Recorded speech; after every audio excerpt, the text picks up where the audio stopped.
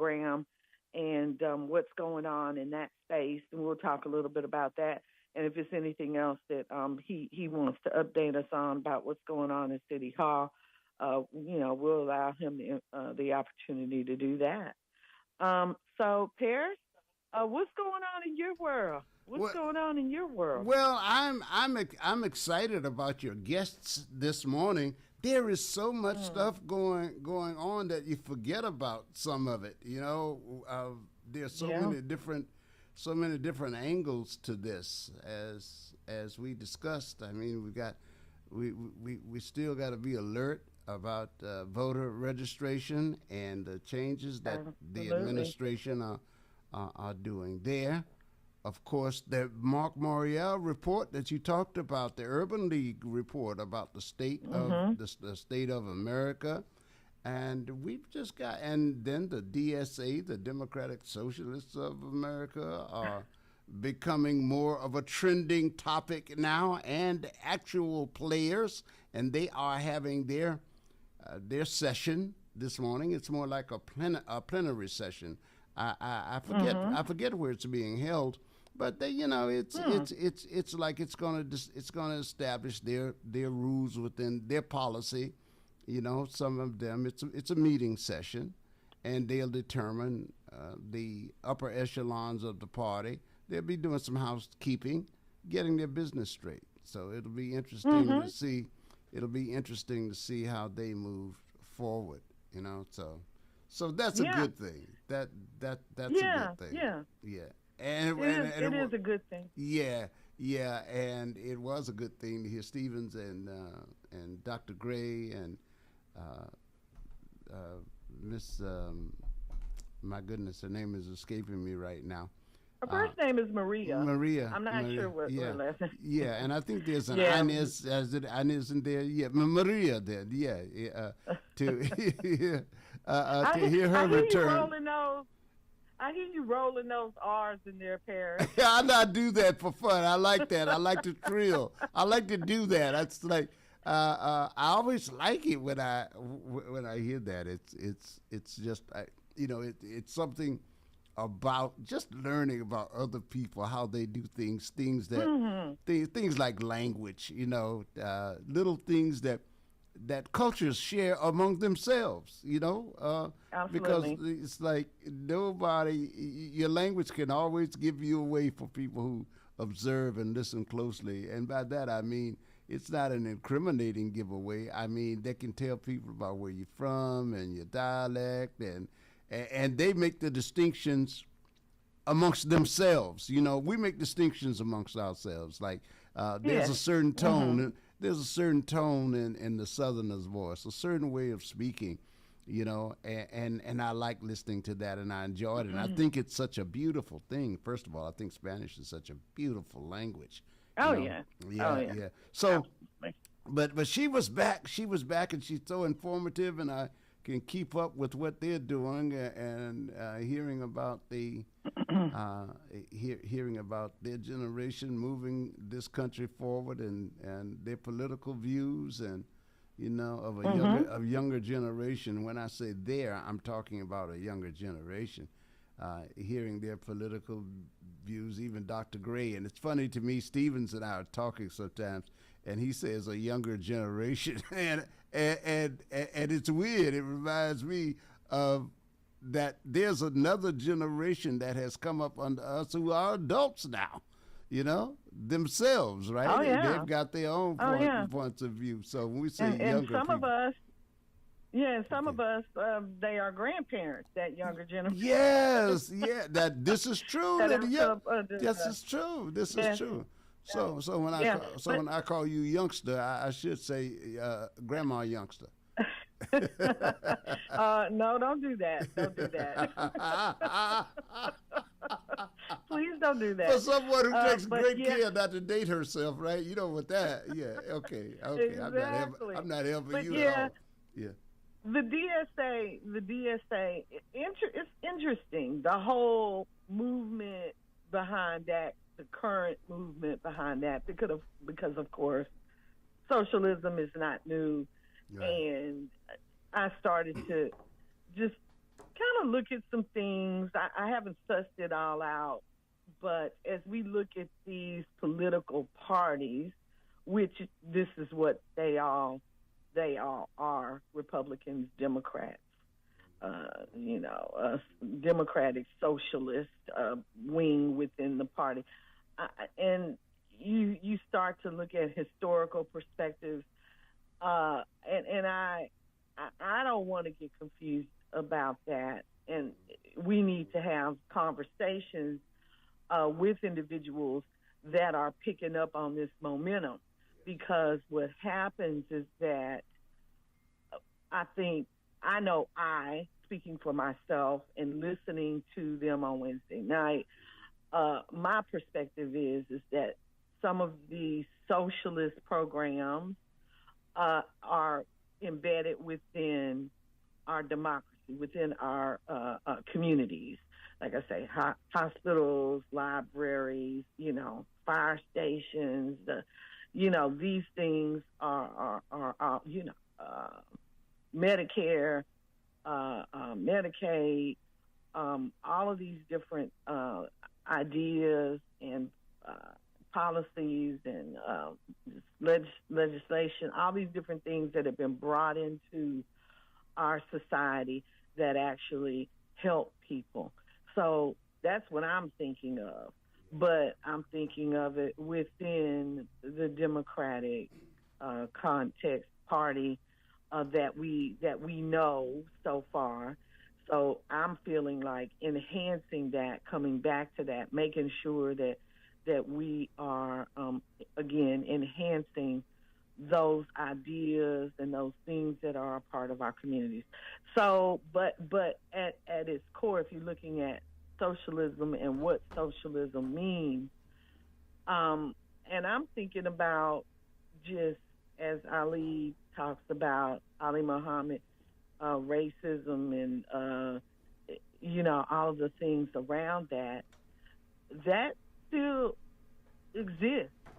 Hierarchy, caste, all of those things don't go away when you add in the moniker of socialism. So that was a thought that came to my mind. And like I say, I'm not ready to suss that out. I need to get Councilman Ed Pollard in. But it is something that, Paris, I want us to talk about in more depth.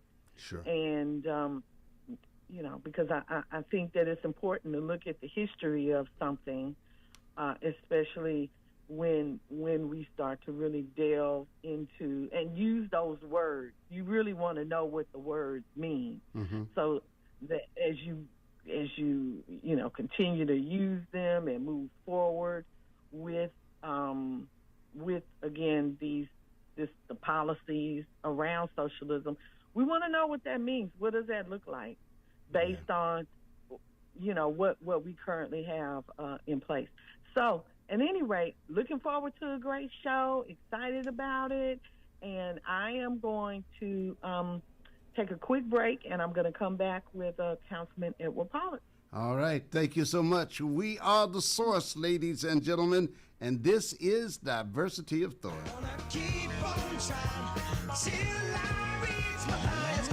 And now, a message from the Future Frequency.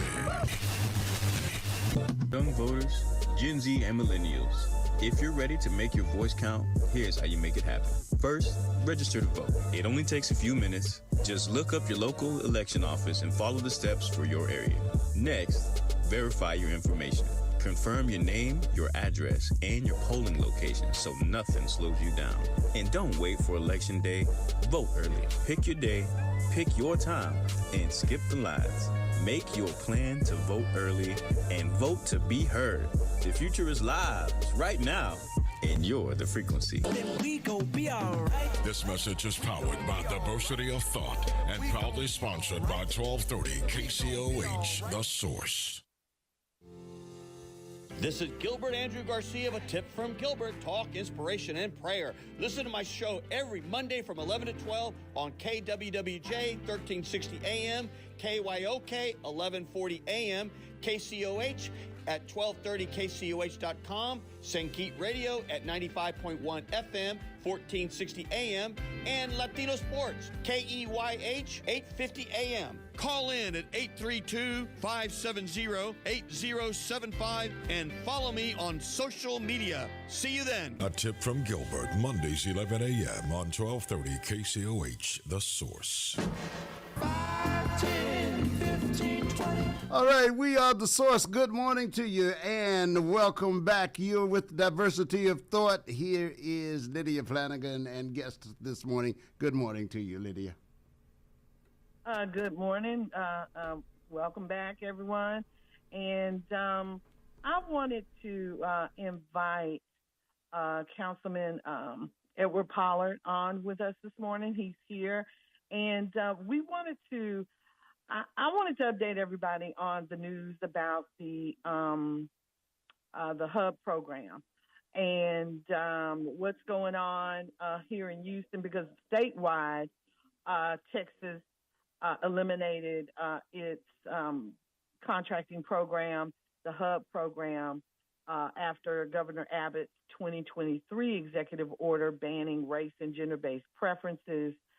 In November 2025, the state formally rescinded all minority and woman-owned business certifications, ending race-conscious contracting at the state level. Locally, Houston's MWBE program, which has operated since 1984 to address the disparities in city contracting, was recently ruled unconstitutional by a federal judge who said the city lacked evidence of specific past discrimination to justify race-based goals. So this ruling blocks Houston from using race-conscious contracting tools, leaving both the state and the city without programs that previously supported minority-owned firms. So, Councilman Pollard, I did see that you had a post online about this, and of course, you know, you represent District J with the city, but I believe you represent all of us. So, what are your thoughts around this? And can you tell us if you've had any personal experience with the MWBE program to just talk about that? Yeah, well, good morning to you all. Thank you again for inviting me on the show. As you mentioned, the MWBE program has been in existence with the city since the mid-'80s, and we were the first city in Texas to implement a program that put some requirements on prime contractors to include minority vendors onto their contracts, usually as subs. And what the program designated is for any contract with the city over $100,000 for professional services and any contract with the city over $1 million for construction, there had to be a minority component on that contract. And that was because we had a long history in the city and all over the country of contractors getting taxpayer-funded work, and it was only given to basically white companies and no minority participants, no small businesses, no black businesses were getting hardly any work. And so when we put forth this program to require that a certain percentage of work goes to minority vendors, it started to, I wouldn't say level the playing field, but at least opened it up so that more opportunity could be achieved for minority businesses. So in the 80s, it started off as the MBE program, the Minority Business Enterprise Program. Over time, that was challenged, and it expanded to MWBE, Minority and Women. But since Black women, Asian women, Hispanic women are already under the M, it really was for white women. So MWBE was expanded, and then it expanded even further to MWSBE. and that's Minority Women and Small Business Enterprise Program. So it's been chopped up over time to expand beyond its original purpose.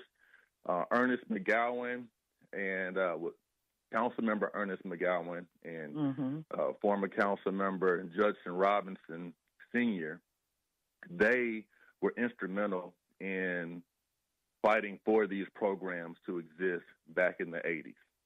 And some of the same fights and issues that they had regarding city contracting are still being experienced today. And this ruling by a federal judge who was appointed by Ronald Reagan back in 1986, who's still serving on the bench today, has pushed us back to those times. And it's unfortunate that the ruling came back in that manner. I do not agree with the ruling.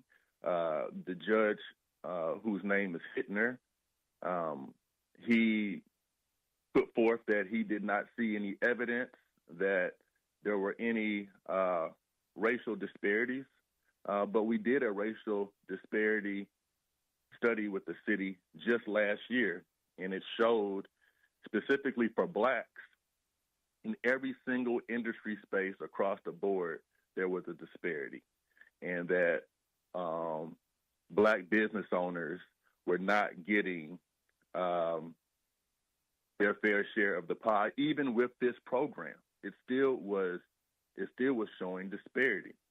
Right. And so we still had a ways to go to improve upon that. But the program at least mandated that these vendors would have to give what's called a good faith effort to employ minority vendors on their contracts. And so now as a city, we have to think and be creative about how do we work within the legal parameters of this ruling to still find ways to present opportunities to minority and small businesses. Yes. That was going to be my question to you. And I know that the Office of Business Opportunity, I've interviewed them and spoken with them about, of course, business certifications and what's going on there, and the disparity study, which was conducted by an outside consultant. The one that was done recently did in fact show that there were disparities for the black community. So do you know how Houston is going to work, and who in Houston is working on advancing equity and fairness in contracting now that this ruling has come down? Yeah, well, the Office of Business Opportunity, and I want to give a shout out to their director, Director Horst. He does an excellent job of doing a lot with the little. Will still be responsible for contract compliance within the city. And, I'm sure her role will shift some based on this ruling. But what I tell people is the city of Houston still controls what the contract bid looks like. We're the one that puts out the bid, and we're the one that comes up with the language that's going to be in the bid for those to bid on. So we have to be creative, knowing that, okay, if we're the one that creates the language for the contract, what type of provisions can we put in here that can navigate around maybe a race focus, but still has the intent of ensuring an inclusive response from, the public, which would be vendors, and utilizing that language in a creative way that we still get to the same end goal. So there's, I think, several different things that we can do, and I don't want to put it all out front. One, because I don't want people to get in front of what we may work on, and then two, next year is an election year, and some of this I may want to hear what others have to say on what they're going to do. for the city as it regards to this issue. But I do think there are some ways we can work around it. And sometimes what's meant for evil can turn out to be a blessing in disguise. And I have not been totally impressed or totally satisfied with the findings of the disparity study, because it does show that Black business owners are still at the very bottom, and we are the ones in the 80s to really be on the front line for pushing this program. And many times, we see that the Black community, as it pertains to civil rights and other civil matters, that we are the loudest voices. We're on the front lines. We are the ones that are putting ourselves forward for change, and then we don't reap the benefits of that change as much as everyone else. And so this may give us an opportunity to go back to the drawing board and be creative and find another way in which to try to still achieve our intended purpose. Absolutely. And I do agree with you that I think that there are some components of the plan that existed, that assets under management, for one, for small business owners, could definitely be a criteria for opening that up versus race.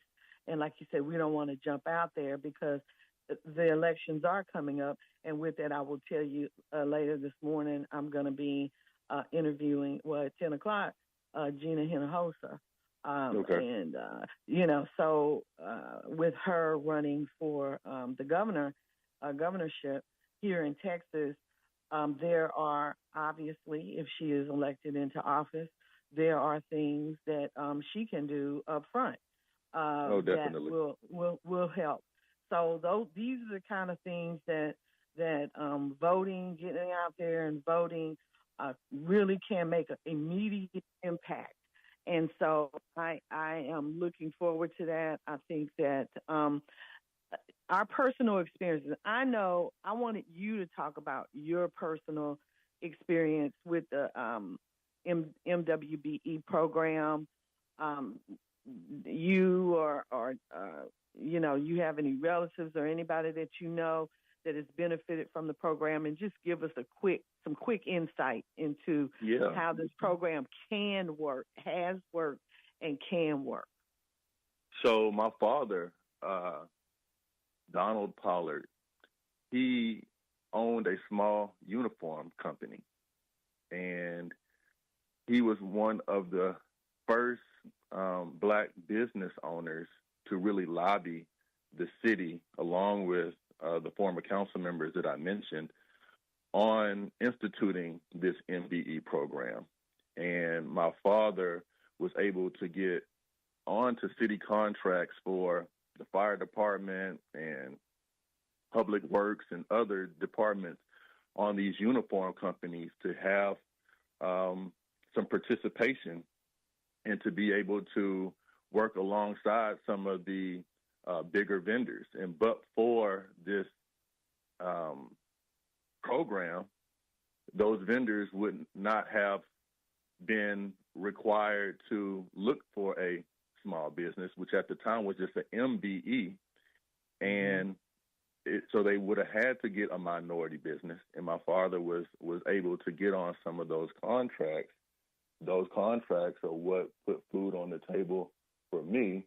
And so I personally have a strong connection for this program. When I first came onto council, I was told that the late Larry Green, Councilmember Larry Green, was a staunch proponent of this program, and there was a void that was kind of lost after he passed on who would be the voice on council for ensuring accountability of this program. And so I took that as my focus area from the very beginning.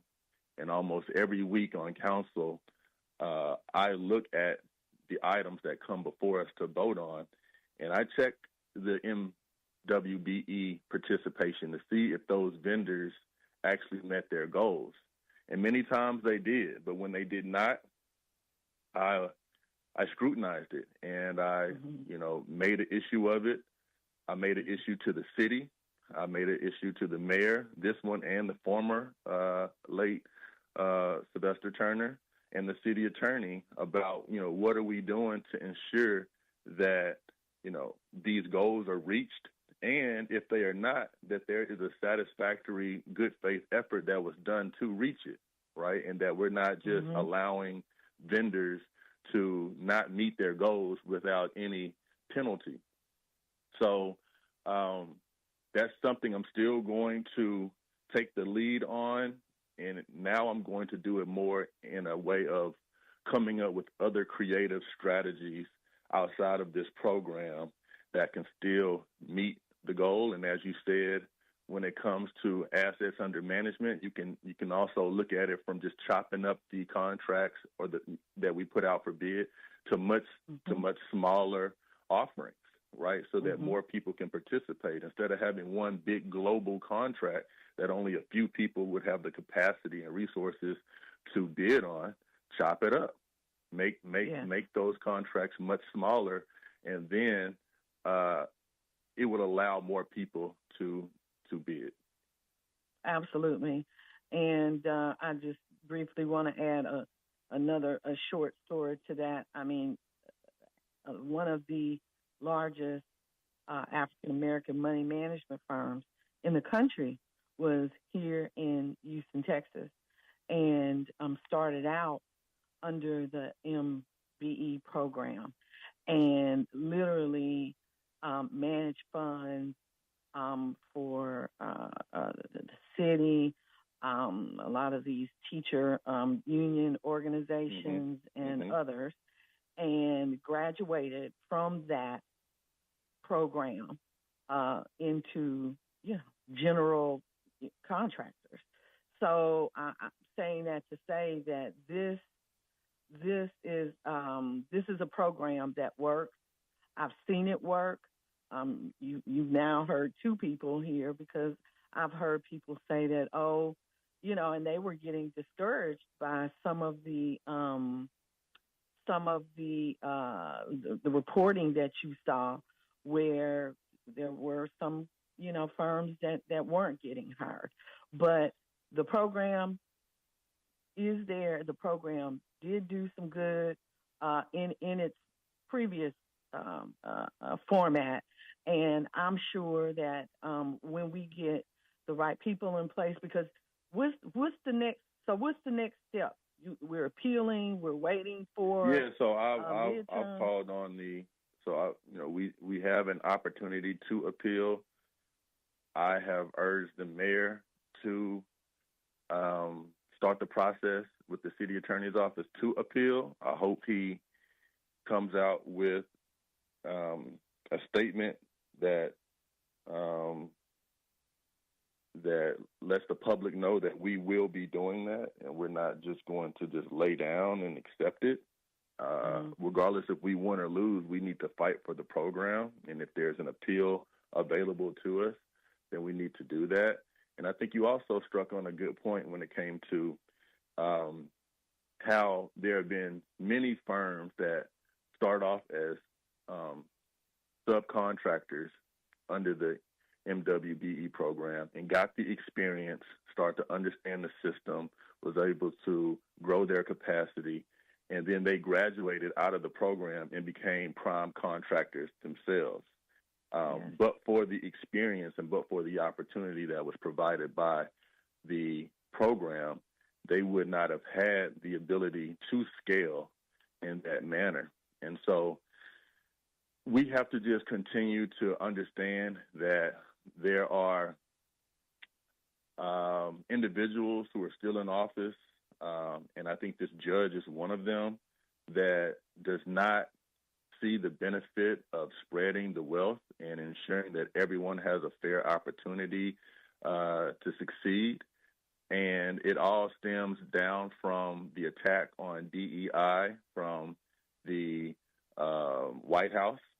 and it spread all the way down to the state level and now to the municipal level. And they're using the 14th Amendment, which was an amendment that was supposed to provide protections to vulnerable communities like the Black community for racial discrimination protections, and now using that same 14th Amendment that we fought hard to be to the benefit of Blacks and minorities to utilize that language to dismantle programs that were put in place to address disparity.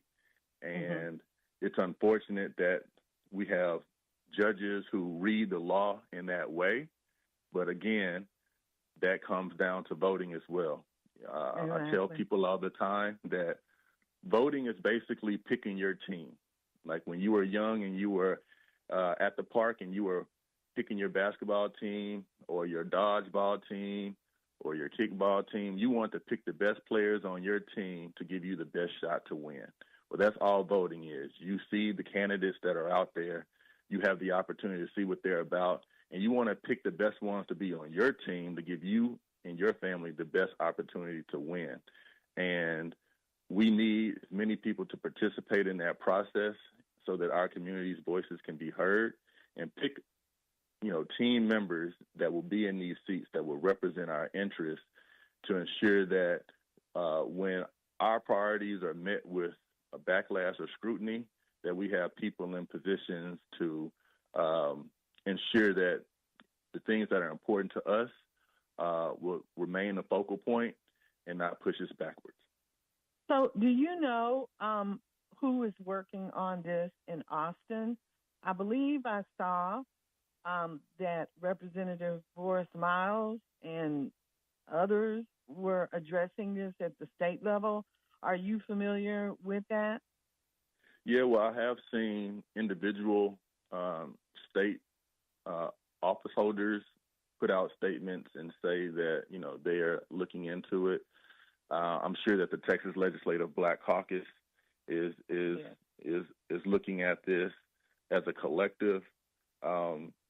But we're outnumbered, and not only are we outnumbered from a, Democrat-Republican standpoint, but we're outnumbered when it comes to, Black representation overall.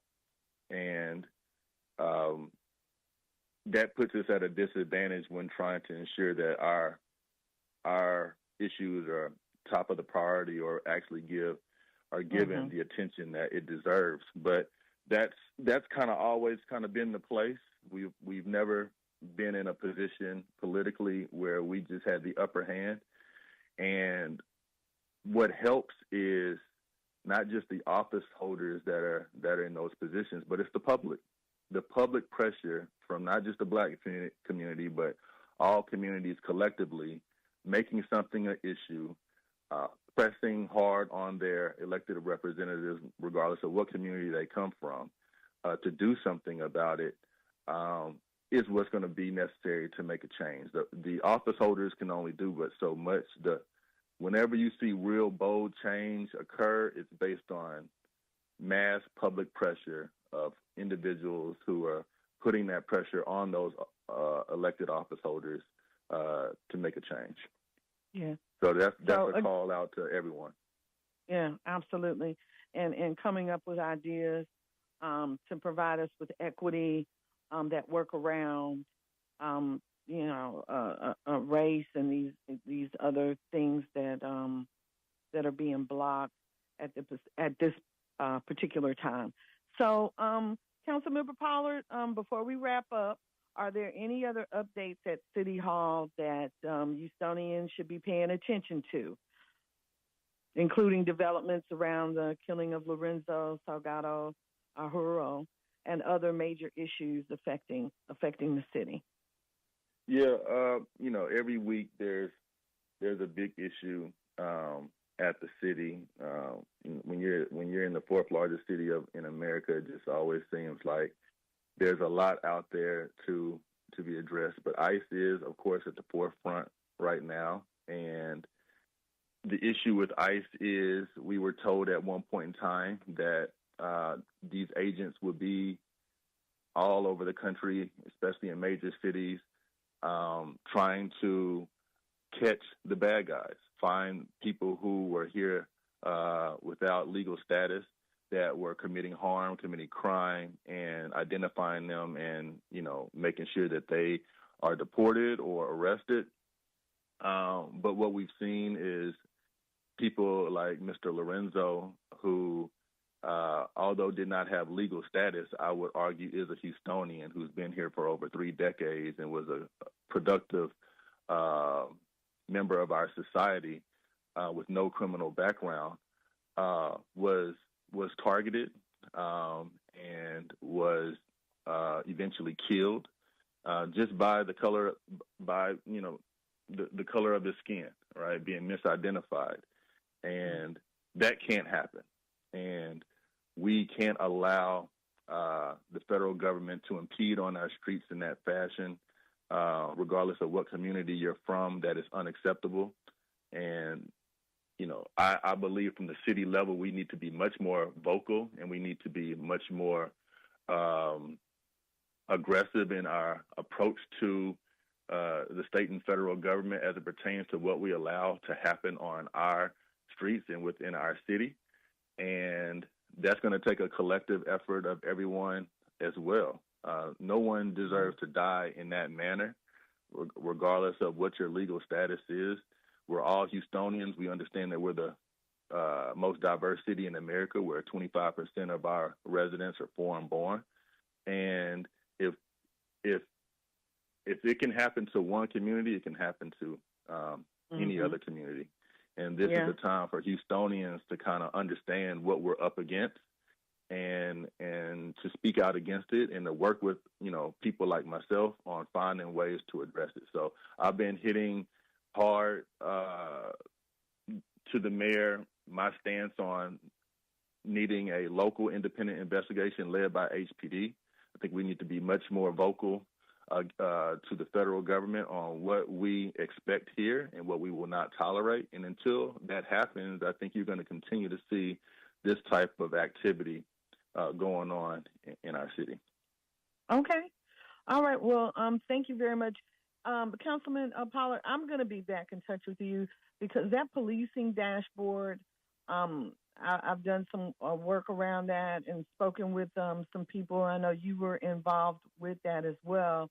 I want to talk to the new person there at the city that has taken over that particular division and just kind of take another look at what's happening with it.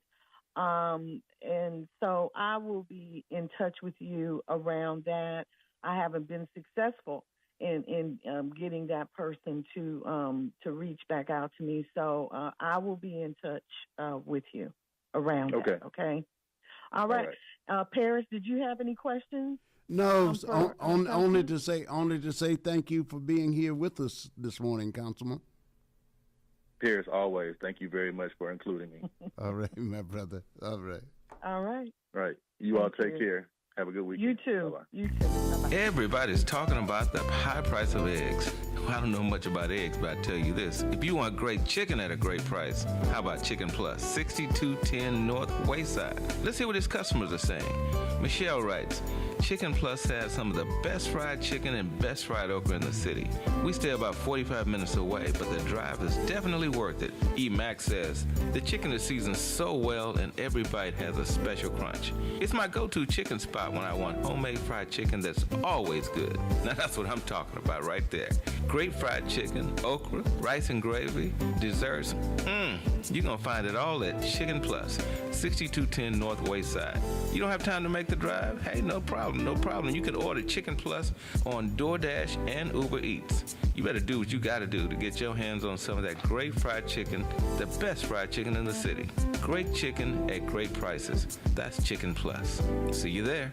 5, 10, 15, 20, 25, 30. Hi, I'm I'm JJ Walls with Sunnyside Dental, and yes, it's now been over 30 years that we've been providing quality dental care for our patients in the Houston area. It's now come to my attention that many of you that want to come to Sunnyside Dental have Medicare plans that we don't accept. Hold up. That has got to change. Sunnyside Dental is now accepting most Medicare dental plans. WellCare, Liberty, United Healthcare, Cigna, Kelsey Care Advantage, Amerigroup, Aetna, and many more. We're getting on board. Call Sunnyside Dental at 713-738-1999. If you have Medicare and would like to receive the personal touch provided by Sunnyside Dental, call us at 713-738-1999.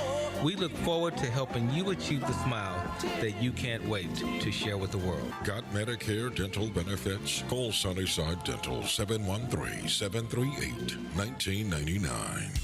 Are you looking for a pharmacy where you're more than just the next person in line, where the pharmacists are friendly, willing to talk to you about your prescriptions and over-the-counter medications, where they make deliveries to customers in the general area? Then you need my pharmacy of choice, Mercury Drive Pharmacy, 918 Mercury Drive, right off of I-10 East, near the 610 Loop. James Muldrow and his staff are there to serve you.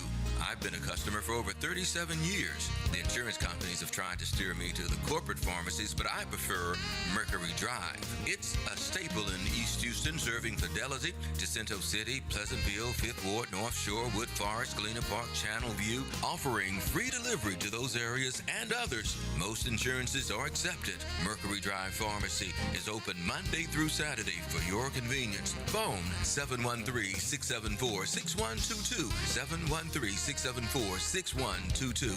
Mr. Muldrow and his staff are happy to serve you. Mercury Drive Pharmacy, 918 Mercury Drive, south of I-10 East.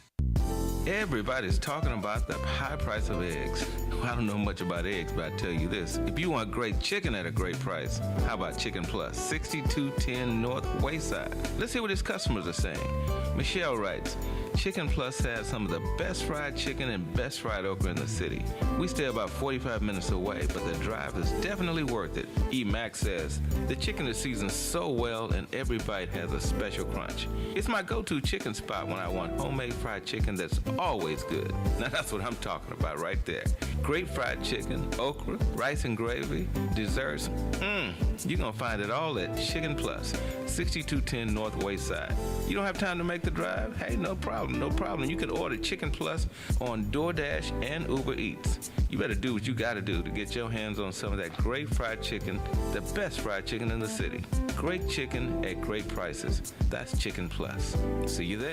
All right, diversity of thought plus this morning. Good morning. Good morning. Great interview, Lydia. Great interview. We enjoyed it. Yeah. It was very thank good. you. Yeah. Very good. You. Very good. I always enjoy talking to Councilman Pollard. This program going away. I mean, it really hits hard and should hit hard for those. We talk about jobs. We talk about entrepreneurship. The opportunities out there, the hope of, starting your own business and the dream of starting your own business. I mean, a lot of people have that, and we want to fill in all those gaps. Sure. Getting a job, starting your own business, all of those opportunities. So definitely want to stay on top of that. And like I said, we'll be speaking to Representative Hinojosa in a minute, and yes. that will definitely be one of the questions. So I just wanted to talk about some of these polls as we're filling in Paris, and I'll start in Texas. So a recent Texas public opinion poll shows affordability and cost of living as the top concern for voters. What are the top issues?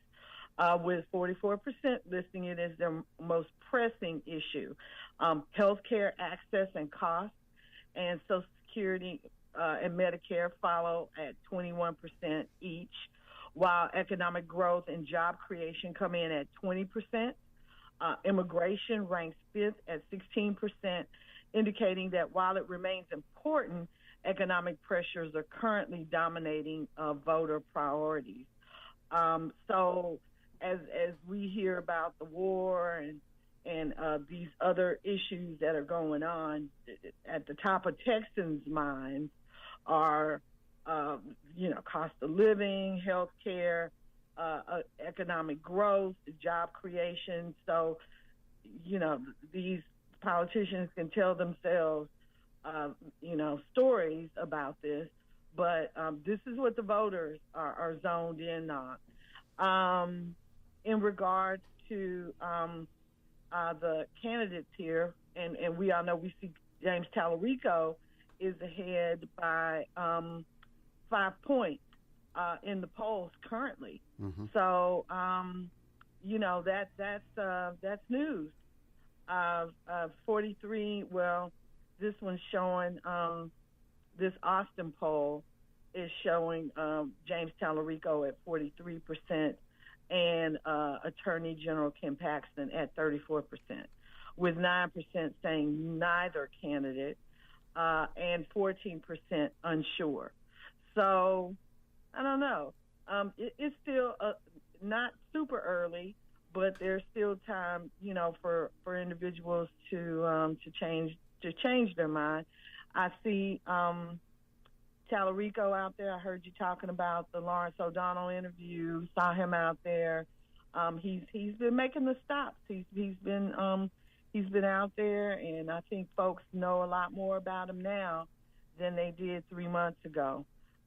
So good to see that. Good to see that happening. Good to see that happen. I haven't seen much of Ken Paxton. I don't know. Maybe people can let us know about that and what they've seen him doing here recently. Not they've much. Seen him in the news. Not much. Not much. Okay. He's been overseas, and he was out with his girlfriend in London, I think it was, and So and it's also important to recall that the last press conference he had ended early because he didn't want to talk about what the press wanted to talk about. So, okay, that's what. So he just left. I heard something about he just walked off. That's right. Something along those lines. There are a lot of questions out there for him, and they are character questions as well as questions that he's going to have to answer to for the conduct of his office, the way it's the way it's handled, and questions about his own office. Filing complaints about him, so it's not just the Republicans did this after all. They did the impeachment, so that was an attempt at impeachment. Yeah. The last poll, well, this isn't the last one. I wanted to talk about the presidential one as well, President Trump's poll, but a Texas Public Opinion Research poll shows a tight governor's race with Greg Abbott at 45% and State Rep Gina Hinojosa at 42%. So we're talking about three points within the margin of error. So as we discuss voting, how important it is, and what the stakes are in regards to individuals that have the power to go in and make some immediate changes. As governor of Texas, they can make immediate changes. I think that, this shows how important voting is.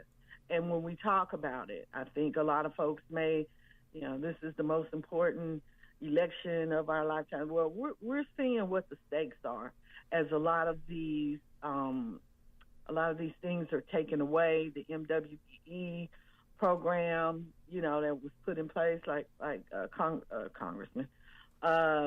Councilman Ed Pollard was discussing the basis of these rules and certifications put in place along with the civil rights for us to be able to do things that we could not legally do.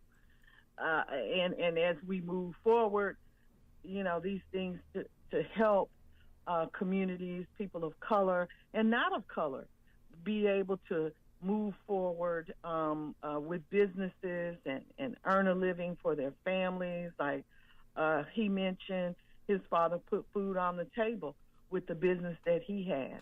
So, I think that this is important. We all know that it's important. And now we're going to get State Representative Gina Hinojosa in here to talk about how she's trying to garner our vote for governor for the state of Texas. So, Paris, I'm going to get her on the line, and we'll have this conversation with her. All right, right here on The Source. We thank you so much, Lydia. We'll be back in a moment. Good morning to you. It's Friday. And we're with you.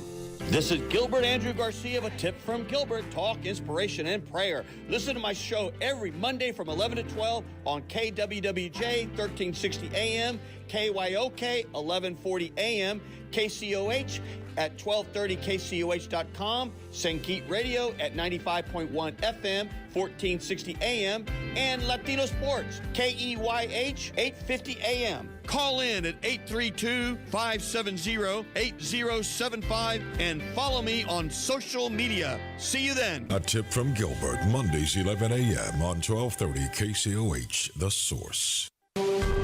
In life's most difficult moments, comfort matters. At Lord Edward Memorial, we believe every life is a blessing worth honoring with dignity and care. With a combined 60 years of experience, our compassionate staff walks beside your family with faith, respect, and understanding. Lord Edward Memorial, serving families with grace, compassion, and heartfelt care. Visit us at 6677 Rookin Street, Houston, 77074, or give us a phone call at 346-446-6675. The Force Industries Irrigation is now Aquamatic Irrigation, and Michael Von Williams is still your point of contact. Michael has over 27 years experience in the irrigation industry and is licensed and insured, but he now has additional support. So if you have a lawn sprinkler system that is no longer operating properly, or you're tired of lugging water hoses around, call Aquamatic Irrigation at 346-476-9065. If you don't have a lawn sprinkler system, give Aquamatic Irrigation a call to have your automatic lawn sprinkler system installed. Enjoy your lawn and improve your property value. In order to keep your lawn and landscaping in excellent condition, Aquamatic Irrigation also offers routine maintenance programs to check the system for leaks, proper controller settings, and sprinkler head alignment. Call Aquamatic Irrigation, your sprinkler company, 346-476-9065, or visit our website at www.aquamaticirrigation.net. Saturdays, we're taking you back with Carrie Lewis on Inside Tracks. Soulful, funky, rhythm and blues, disco, doo-wop, rock and roll, new jack swing, and everything in between. Inside Tracks has all the classics for you, and even those forgotten gems too. So join Carrie Lewis on Inside Tracks every Saturday afternoon, beginning at 2 p.m., only on KCOH 1230 The Source. And we're back with Diversity of Thought. Lydia Flanagan. Good morning, Lydia. Good morning. Welcome back. We've got our second guest this morning, Diversity of Thought listeners. I have State Representative Gina Hinojosa, who is a native Texan, born and raised in the Rio Grande Valley. She never planned on running for office, but when her son's school was threatened for closure by state budget cuts, she rallied parents, which is easy to do, won a seat on the school board and kept the school open. But neighborhood schools kept closing across the state because Republican leaders kept diverting money from them. So she ran for the Texas House of Representatives and helped with more than $11 billion in school funding, reduced standardized testing, and gave raises to teachers. Growing up in the Valley, Gina learned an important early lesson from her grandmother. Note deja, I hope I'm pronouncing that right, which means fight back. That's good. Okay, thank you.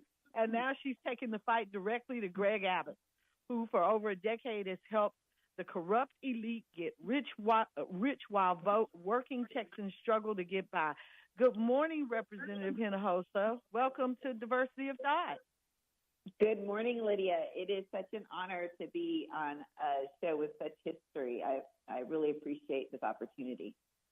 Oh, thank you, thank you. Yes, Station has a wonderful history. Over your 10 years in the Texas House, you've worked across major issues that shape daily life for Texans, from schools and healthcare to elections, energy, and housing. Looking back, where do you feel your work has made the strongest impact for everyday families? I think on schools. Public schools in Texas are so essential to our families, right? For most of the 5.5 million school kids in Texas, our public schools are their only option. And so my work has been to do everything that I can, use my experience as a mother with kids in public schools to say we want a rich learning environment for our kids. We don't want this teaching to the test. We want to make sure parents have a say. We want the best teachers in the classroom. And while over the years, I will say Greg Abbott's priorities have done real damage to our public schools, I do feel good about the work that I've done to minimize the harm and where I can find bipartisan support, do good things for kids. Mm-hmm. Absolutely. And another strong mother and advocate for schools, Ann Richards. So, and when we look at the breadth of that work, it's clear you've taken on a wide range of issues. That brings me to your legislative approach. You've authored more than 160 bills, and my source was my rep tracker, so tell me if I'm wrong, in the last two sessions, and sponsored hundreds more across your career. With such a broad portfolio, what guides your decision-making when choosing which issues to take on, and how do you stay centered on expanding economic stability and opportunity for Texans? I take on issues that have broad-based support, and there are a lot of issues. I mean, at this point in 2026, 99% of us are all in the same boat, right? We all just want a better life for our families. We want our kids to have more opportunities than we had. We want to make sure that our hard work pays off, that the American dream is real for people. So those are the kinds of issues I pick. I will say in my last two sessions, I made a decision to fight the bad stuff as a priority because it was just an avalanche of bad stuff. The number one fight that I engaged in was against vouchers, and we were able to beat vouchers in 2023 when it was Greg Abbott's number one legislative priority. He brought us back for 4 special sessions. I don't know if you were following that or you remember, but I do. And we beat him in every one, and that's because we had a broad-based coalition that included rural Republicans to defend our public schools and fight back against vouchers. Okay. And let's talk about healthcare costs, housing affordability, the economy, and fair representation in our elections. We're facing real pressure around that. As you look ahead, what actions would you prioritize in those within those segments to strengthen these areas and expand opportunity across the state? Well, when it comes to health care, I will tell you that I started hearing stories on the campaign trail that are very disturbing of people paying for insurance for years into reputable insurance companies and only to get cancer and not have them cover their chemo treatments, of all things necessary for our health and life, chemo treatments, right? So my number one agenda will be to ban bad faith denials. Those are insurance companies denying us the care we need, from the doctor we need to see to the procedure to the medication we need. I am increasingly hearing that that is a problem, and it continues to happen because these big insurance companies give big money to Greg Abbott. So he looks the other way as things get worse. We also have the most uninsured children of any state. My proposal is to ensure quality health care for every Texas child. That happens when we expand Medicaid. For years, Democrats have been running on expanding Medicaid. The problem with running on that is normal people don't know what that means. They don't know if that's good for them, bad for them. So I'm not running on that. I'm running on the end result, ensuring every Texas child has health care. And I challenge Greg Abbott to be against that. So we have a lot of problems in our healthcare system right now. Our healthcare system is broken in this country and in Texas in a big way. We have the most uninsured of any state, but we got to start somewhere. And I think those two initiatives can get broad-based support and can actually pass. Okay. And staying with those pressures for a moment, I want to drill down into urgency. Which issues need attention first, and what might need to be revisited at the policy level? Are there any current laws you believe the legislature should revisit or rescind to help Texas get back on track? The number one problem we have with government right now is nobody trusts it. I don't trust government. I feel like we're paying into a system that's working against us, actually. And so given that level of distrust in the state, in this country, I think that's our first order of business. My proposal is $1,500 money in your pocket, $1,500 money in your pocket to every Texas household. It would be taken out of what's known as the rainy day fund, which is at historic highs. It's never been this high. It's sitting at $27 billion. Greg Abbott's hoarding that money. So my plan is to take that fund down to $10 billion, where it had been held for years, and use the rest of that money to send back to Texans, because I believe Texans know how to spend that money better than government. And we need to show the people that government can do something that is actually helpful. And that's why that will be my number one priority. That and saving Texas schools. Saving Texas schools is important because it's important to our kids, but it's also essential to the American dream. And I am running unapologetically to secure the American dream. That is something that so many people do not believe exists anymore. We can't give that up. That's who America needs to be, a strong middle class, where if you work hard, you can have a good life. And Lydia, the maybe most disturbing thing I've learned on this campaign trail is that more and more working Texans are having to donate plasma several times a week as a second job to pay their bills. These are people who already have a full-time job. That's how bad things are in Texas right now. So $1,500 money in your pocket, that's not a normal kind of position, but these are not normal times. People are struggling in a big way, and we need to do something to provide relief. Mm-hmm, absolutely. And so you referred to the concept of universal basic income. How do you see universal basic income fitting within Texas's diverse economy, rural, urban, energy, tech, and agriculture? And how might it help address economic disparities? And whose voices should be centered as Texas explores ideas like this? Well, to be clear, my proposal is not universal basic income. My proposal, actually what I call it, is the Greg Abbott corruption tax refund. Because what I see in the Texas House is that we are all paying into a system that is benefiting his donors. He's given $1 billion in no-bid contracts to his donors.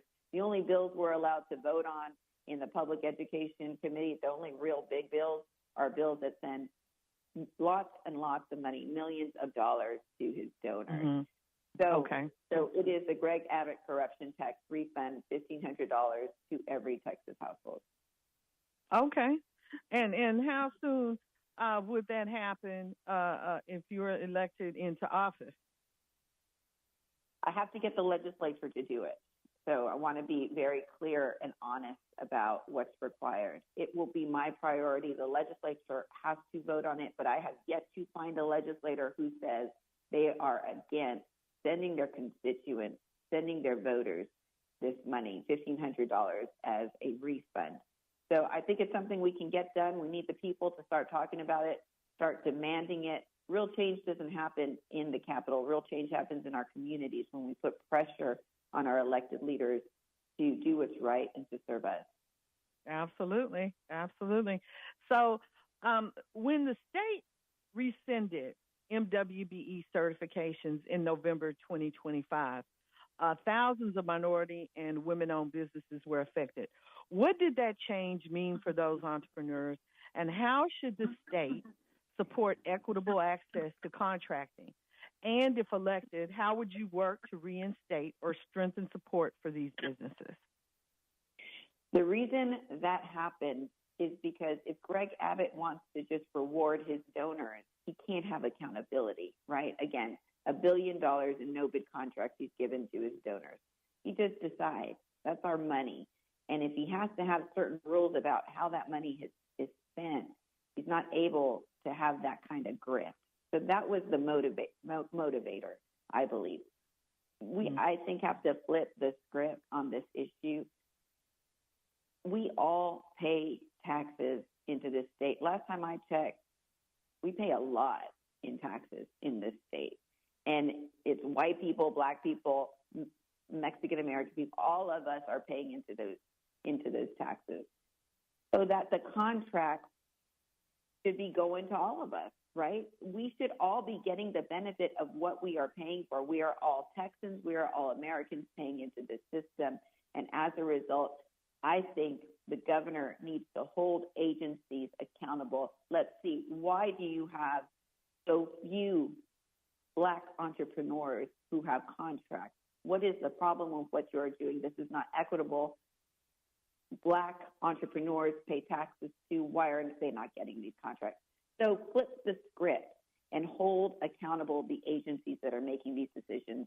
There was a quote from Ann Richards that comes to mind where she says, "Life is not fair, but government has to be." It's just a matter of fairness. So if you're elected, you would make those companies accountable for giving companies of color and others equitable access to contracting. That's what you're saying there, correct? That's right. Okay. That's right. Okay. All right. As your campaign moves forward, how are you showing up for communities of color across Texas, both through direct engagement, like we're doing today, and through real investment in outreach and voter turnout? And as you work alongside down-ballot candidates, will you and Representative Tallarico be participating in any town halls, community forums, or rallies between now and November? I'll start with the last one, yes. James Tallarico and myself have been at rallies together, and we will continue to do so as this campaign goes forward. We have strong top-of-the-ticket candidates in 2026, and it helps us all out, right? I mean, he helps me, I help him, we all, and candidates, let me say, good candidates up and down the ballot. For the first time in 50 years, Democrats have someone running for every Texas House seat, every Texas Senate seat, every congressional seat, and we all help each other out. That's why we saw, I believe, in some part, extraordinary turnout in the primaries, because people are working it in every corner of the state right now. The way I show up for communities of color is very early in this campaign. I sought out Black influencers. I sought out communities of color leaders to talk with, to build an agenda that was reflective of those conversations, those needs, and those desires, and I will continue to do so. We've been having one-on-one meetings with some Black pastors in the Houston area recently, and just making sure that I am engaging with people in our communities who have a following. Look, most people aren't going to get to know me well in this campaign. The only way I win is if people who are trusted in their communities can vouch for me, right? And, I've said this many times, there is no electability without the Black vote. And so I've been very intentional of engaging the community, and will continue to do so. Okay. Well, yeah, I want to see you at more town halls and community forums from now to November.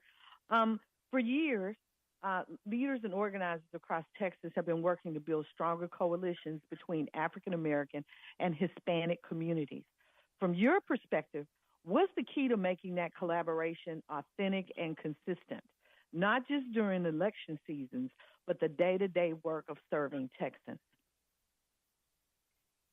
Well, I think we have to show up for each other and prove, right? Like, don't believe me because I tell you you can trust me. Believe me because look at my record, look at my life. In 2021, I led the quorum break, first in almost 20 years of the Texas House walking away from the Capitol so that they would not ban souls to the polls, because that was in the bill. They were going to ban Sunday morning voting. Republicans were, to try to target souls to the polls, which they see as a threat. So I organized a quorum break, and we were able to shame them into removing that part of the bill. Right? We went to D.C. for 6 weeks. We lobbied for the John Lewis Voting Rights Act, which unfortunately didn't pass, but the national attention shined a light on what they were trying to do. I've led the efforts against Republican redistricting to silence Black and brown voters that happened last session, and I was an early leader in that quorum break as well. And what we know is coming is going to be worse. We know that after the gutting of the Voting Rights Act just a few months ago by the U.S. Supreme Court, Republicans in Texas will come back next year and redraw maps again. And now there are no rules, and they will be targeting Black and brown communities to remove their representation.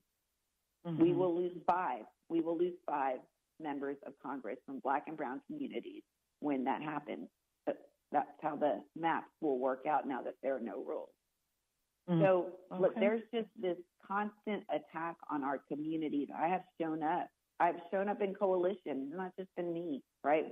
I've never been able to accomplish anything worthwhile without working with community. Working with community pushes on the outside, and I do what I can to pull levers on the inside. But that's the way we have power, working together, and that is my record, and that is my commitment. Okay. One more question before we wrap up. Texas continues to face immigration challenges, with the recent killing of Lorenzo Salgado Araujo raising concerns about safety and accountability. What approach should the state take to ensure both security and humane treatment? And how does immigration fit into your priorities for Texans? And not just immigration, just criminal justice in general. Yes. So I think corruption is a root cause of the problems we're seeing in immigration and in the criminal justice system. People make money off of locking people up in this country. Mm-hmm. When it comes to immigration, these detention facilities in Texas are all run by private prison companies. That's why they locked up a little kid and his dad. Remember at Eley, they locked up little Liam and his dad because his head has a price tag on it, just like a grandmother's head has a price tag on it. That's why they do not distinguish between hardened criminals and little kids, because these private prison companies, Geo Group, Core Civic, they make money off of all of them. Greg Abbott has received lots of money from these private prison companies for his campaign. And so he passed agency rules that allowed for the locking up of little kids and their parents. That didn't happen anywhere else. Any other state, that'd be considered child abuse.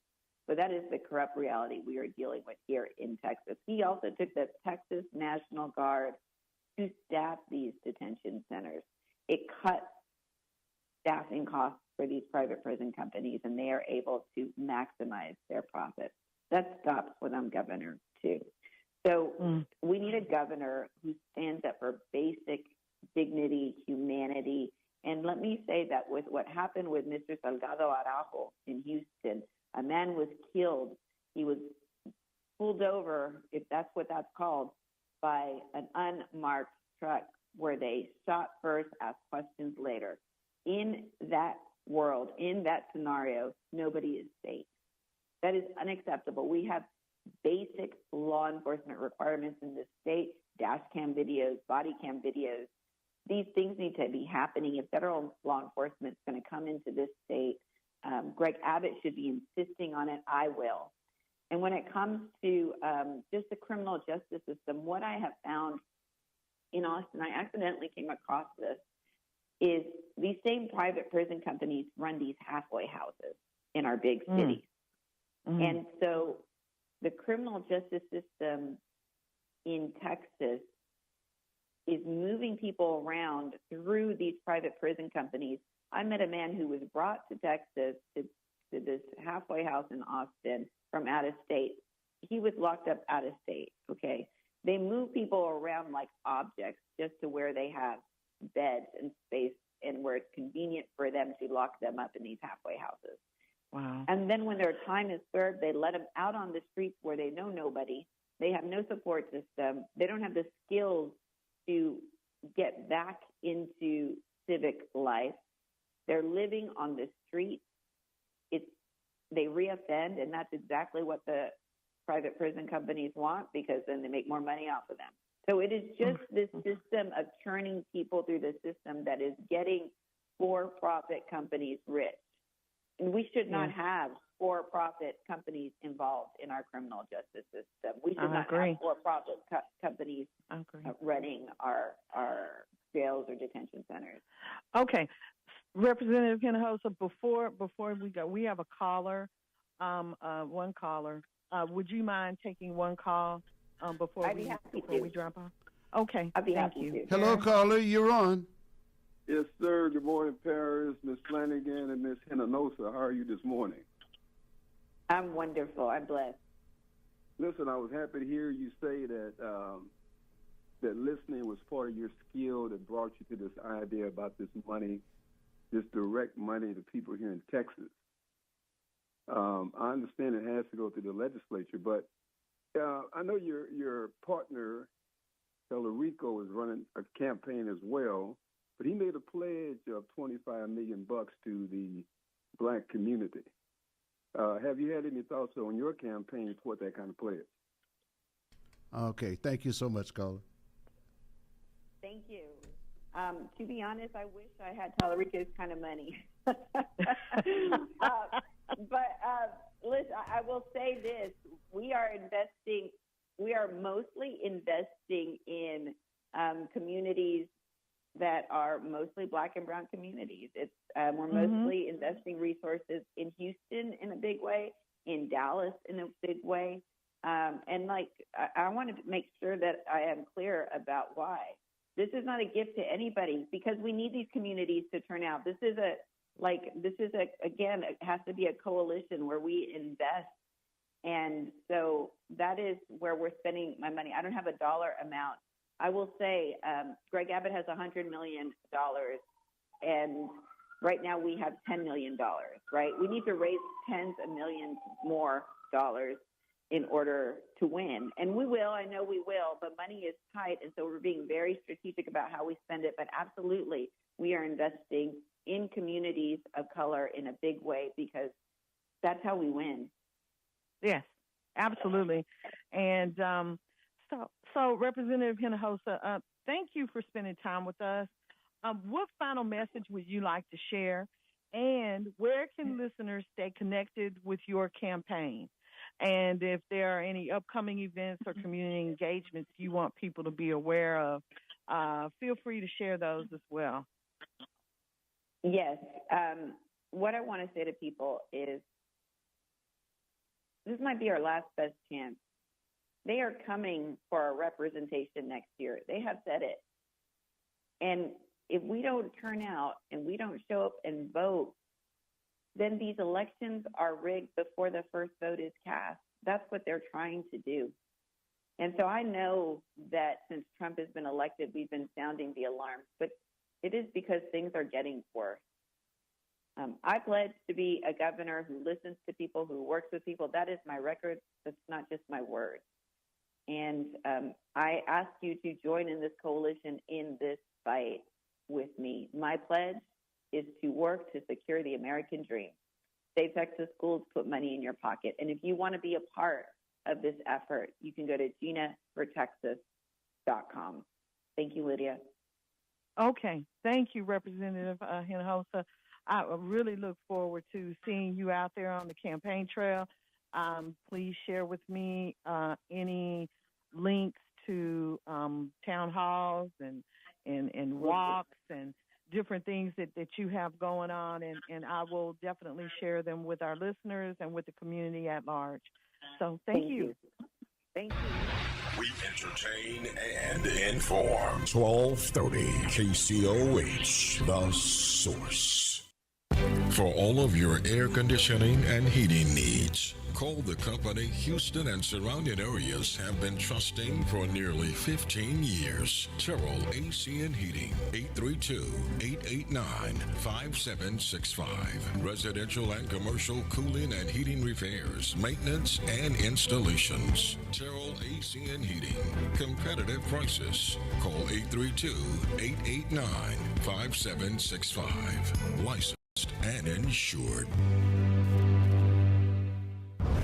Remember when $100 filled a grocery cart? Today, it barely gets you started. If you're retired or planning to retire soon, you may be concerned about how inflation could impact your future income. Inflation doesn't retire when you do. Everyday necessities continues to rise. The question is, will your retirement income keep pace? You may have spent decades building retirement savings, but retirement isn't just about what you've accumulated. It's about what you can spend. Inflation can impact purchasing power and create challenges for retirees living on fixed incomes. At Advanced Wealth and Retirement Planning Concepts, we help individuals evaluate retirement income strategies and explore options that may help support their financial goals. Call today for your complimentary retirement income review. Retirement doesn't come with a do-over. Whether retirement is around the corner or already here, now is a great time to review your plan. Schedule your complimentary retirement strategy session today by calling 832-402-8367. Investment advisory strategies offered through TLG Advisors Inc., an SEC registered investment advisor. No tax or legal advisement is given.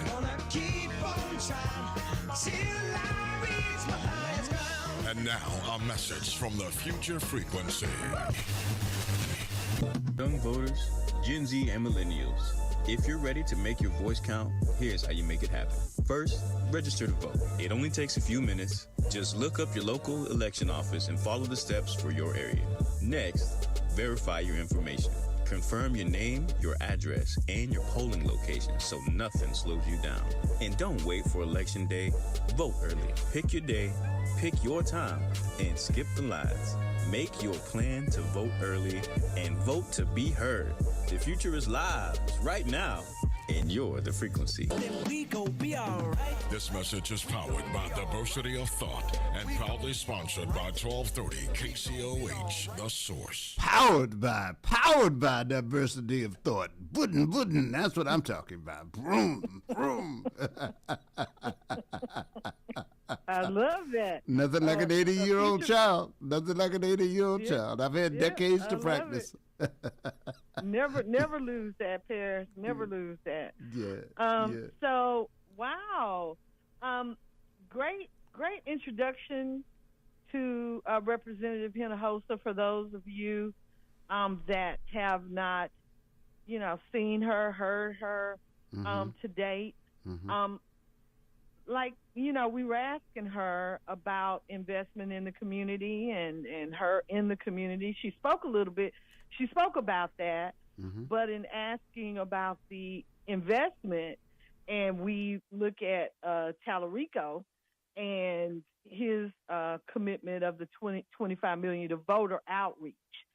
I wish that some of that money, a couple of $1 million, I think would go a long way for some of these some of the communities and some of the community outreach, not just voter outreach, but community outreach, SHAPE and other places.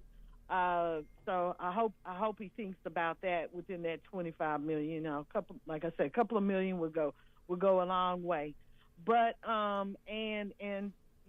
to black media stations like us, that is where that commitment, he's saying he's going to put that forward. So, in helping us, we're helping the community. Yes. So it all works for the good. It lays a marker down. It lays a marker down, and that's what had to happen after what we saw with Kamala Harris, we saw the brief run-ups to these campaigns, and we saw people working to get their issues on the table. And so, as Roland Martin pointed out, shouts out to him in one of his broadcasts, you know, we needed to start earlier. Byron Allen mentioned that. We see what's happening in our media landscape, and black print, black press, period, black print, black television, black radio, we all under financial stress as a collective unit. And so we have to start early because these people do their budgets for the year. We can't let that be the excuse that they're at the end of their fiscal year. They have already laid their budgets out. They know the elections are coming. They know who to include, or they should know because they know who to come to get their message out, right? Exactly. So you're asking that question early on. You know, traditional, for those of you who may not know, traditionally in American politics has been up until within the past decade, the election season officially starts around September, but that has changed because the polarization is so stark now that you have to start earlier, and because the contests are so very vivid, and people, and we're recognizing that one thing spills into another, and it's all tied. So much of it is tied to our politics, and this was a good way to have that conversation, and I thought you did a good job.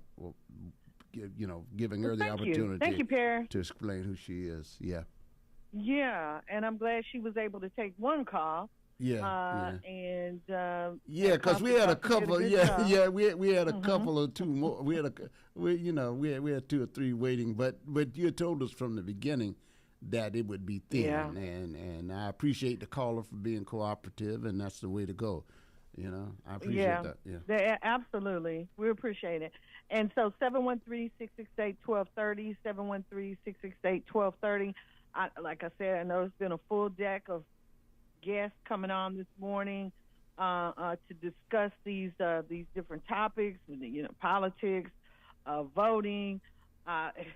If it's not clear to you by the conversation that's been going on today about the MWBE programs that have been rescinded statewide, and again here in the a ruling by a judge here in Houston. It's important, and so we need to get individuals in place that we know that have gone on record to say that they are going to propose legislation and or rescind, if they can, a lot of these ineffective rules, or not rules, but ineffective rulings that have come down. And so we need to continue to fight against that.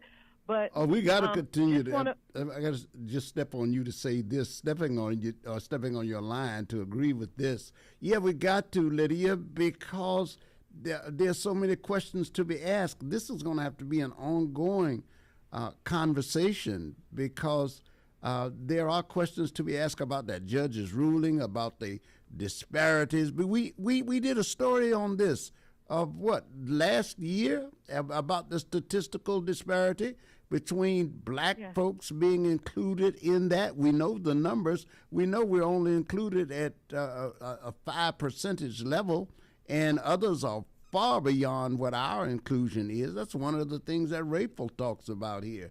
And we need to know who's going to be at that table, even when now that the judge's ruling has come down, who's going to be at the table when the actual monitoring gets done. I liked Pollard's analogy when he talked about picking a team.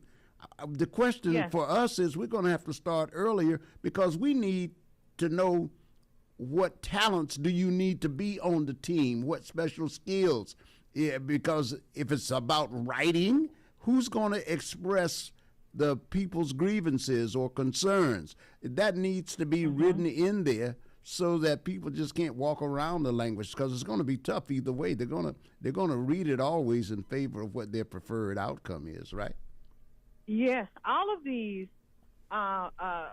different rulings that have come out that we've been discussing, that have affected civil rights, voting, these certification programs.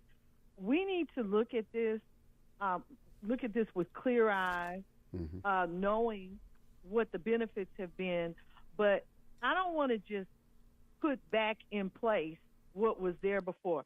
I want to take the opportunity to look at all of these things across the board that have come under attack, that we know we need, and we want to look at keeping in place. We need to look at it with clear eyes and have the right, group of people, a team of people from top to bottom. Yeah. I'm not just talking about just the decision makers. You need people that are on the ground that are actually seeing the effects and feeling the effects of this, be a part of the decision making as well. Okay? Yeah. And that's something I think that's sorely missing from the political process and legislation. But just want to say, I don't know if this is going to translate into votes, but I'm hoping so. Approval of President Trump's handling of, and this is among registered voters, and in Paris, we can go to the callers after this, but his overall job as president, approval, I think it's even lower than this. At this time, it was 39% approved, 61% disapproved. Inflation, 27% approved, 73% disapproved. Economy, his handling of the economy, 33% approved and 67% disapproved. Iran, 34% approved, 66% disapproved. And immigration, which used to be the strongest thing, 42% approved, which is actually his highest ranking in this poll, 42% approved and 57% disapproved.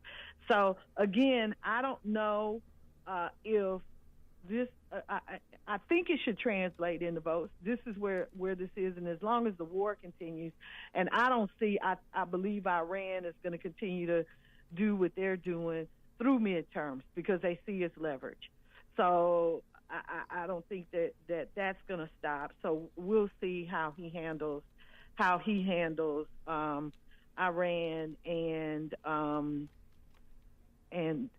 I don't really see a big change. I have some other things that I wanted to discuss in regards to the Blanche nomination and the slush fund, and also the falsification of casualties. So we'll come back to that a little later. We got a minute before Mr. James, and his nickname is Fergie. Mr. James Fergie Ferguson from the IBEW Ferguson Jr. I put that in there. Yeah. And with the IBEW Local 66. So come on, and we'll talk to him. So Paris, but let's get the callers in there. Thank you for patiently waiting, everyone. All right, hello caller, you're on with Lydia. Okay, is it me? Yes, sir, Andrew. It's you. How you doing? Good morning, Miss Flanagan and Mr. Parrish. Hey. First of all, I would like to say, Miss Flanagan, I see your picture. I'm looking at it live. I see your picture, and I'm going to say this in a complimentary way. You are a gorgeous woman, and no disrespect. So thank you for always bringing on such wonderful people. I have a question. I didn't get to speak with Representative Hinojosa, but what I have always noticed, and maybe you guys can answer, is that people who speak like her and want to run on being fair and doing what's right for the people and by the people, the system has a way of eating them up and getting them out of there. Have y'all noticed that, or why is it so? What can she do to maybe circumvent that happening to her? Because I like her ideas and what she's bringing to the table and all the things she's saying she wants to do to bring fairness about for everyone, not one-sided. Bernie Sanders is saying the system just has a way of kind of putting those people on the back burner and tamping down their message and not letting it get out there to build up steam. Have y'all noticed that, or what do you think she could do to make sure that doesn't happen to her and she get that platform started and build on it? Mm-hmm. No, I hear you, caller. I'd like to say that let's look at her track record. I mean, she has been in office for 10 years. So she just didn't come to the role. And within that, again, I look at the source, my rep tracker, 725 sponsored bills across all sessions. And I had to go in and individually count them, but there were over 200 plus, I think 245, 250 bills passed, put into law over her tenure. And so I believe that when you look at her staying power and the work and her work, how she comes to work every day, I believe that she has what it takes to do that. Sometimes people, they're trying to appeal to individuals in the way that they do things. You look at her; she's a woman. She's a woman of color. All of the different hurdles that we have to jump. I mean, I don't have to repeat that to you. Everybody is aware. I support her. I like everything she's saying. What can we do to make sure we build her up and keep that going? Because she's speaking some real good stuff for the people. And that's why I say the system will try to destroy that. They don't want that message out because they want to maintain that control and keep that thumb on you. When you have people like that, like I remember when Cynthia McKinney out of Atlanta, she was like that. That lady, they erased her. When you speak out against the system, they have a way of trying to destroy you. So what can we do to get Hinojosa into the governorship and bring that message on to give her the chance? Support her. Vote for her, number one. Vote for her. Support her. Contribute to her campaign. Those two things go a long way. If you're supporting her campaign, whether it's with money, and if you can't, be a supporter, small supporter, whatever, see what you can volunteer to do. But personally, she doesn't have the coffers like Tallarico does. And I believe that that's why we haven't seen more of her. And people need to understand that. It's not that she doesn't want to be out there more than she has been. She's doing what she can do with the budget that she has. And so I will say that for her because I know Tallarico's raised more money than even Beto did, more money than any one individual candidate during the second quarter of this year. So, So I asked that question because some people may not have an idea. I have ideas about what to do, but some people, I ask the question so others can hear if they're not thinking along the lines of what we need to do to support her, just to put it out there as an answer to an unasked question from someone else. So thank you so much again, Miss Lydia, and y'all have a great weekend. Okay. Right. I appreciate you for calling in. Have a good day. Right. Hello, caller. You're on. Hey, how you doing, Lydia? And hey, Uncle how you Pete. doing? Hey, how are you? How are you? I love what the caller said at first, and brother, you're absolutely right. But there is some things that she can do, and I hope that people are listening and following up on the callers after she got off the air. Because for one thing, I want to know, do she have a local headquarters started here in Houston? You can start there. I'm going to start there if she has one. And if not, that's number one. Start a local headquarters. And listen to this, dear sister.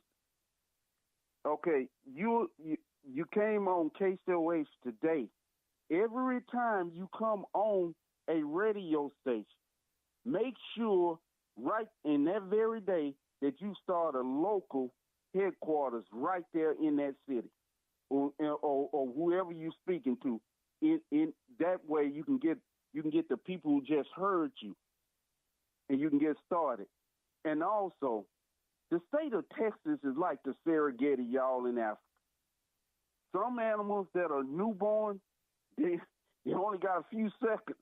Once they come out that womb and hit that ground, they got to take off running. And that's what you're going to have to do. You're going to have to take off running now. Because I mean, damn, can you understand that you just got in the world and you have to take off running? So that's how we have to move. So that's my suggestion. Yeah, whether you're a lion or a gazelle, you better be on the run. You better be on the move. you are either going to be having dinner or you're going to be dinner. So be dinner. Right.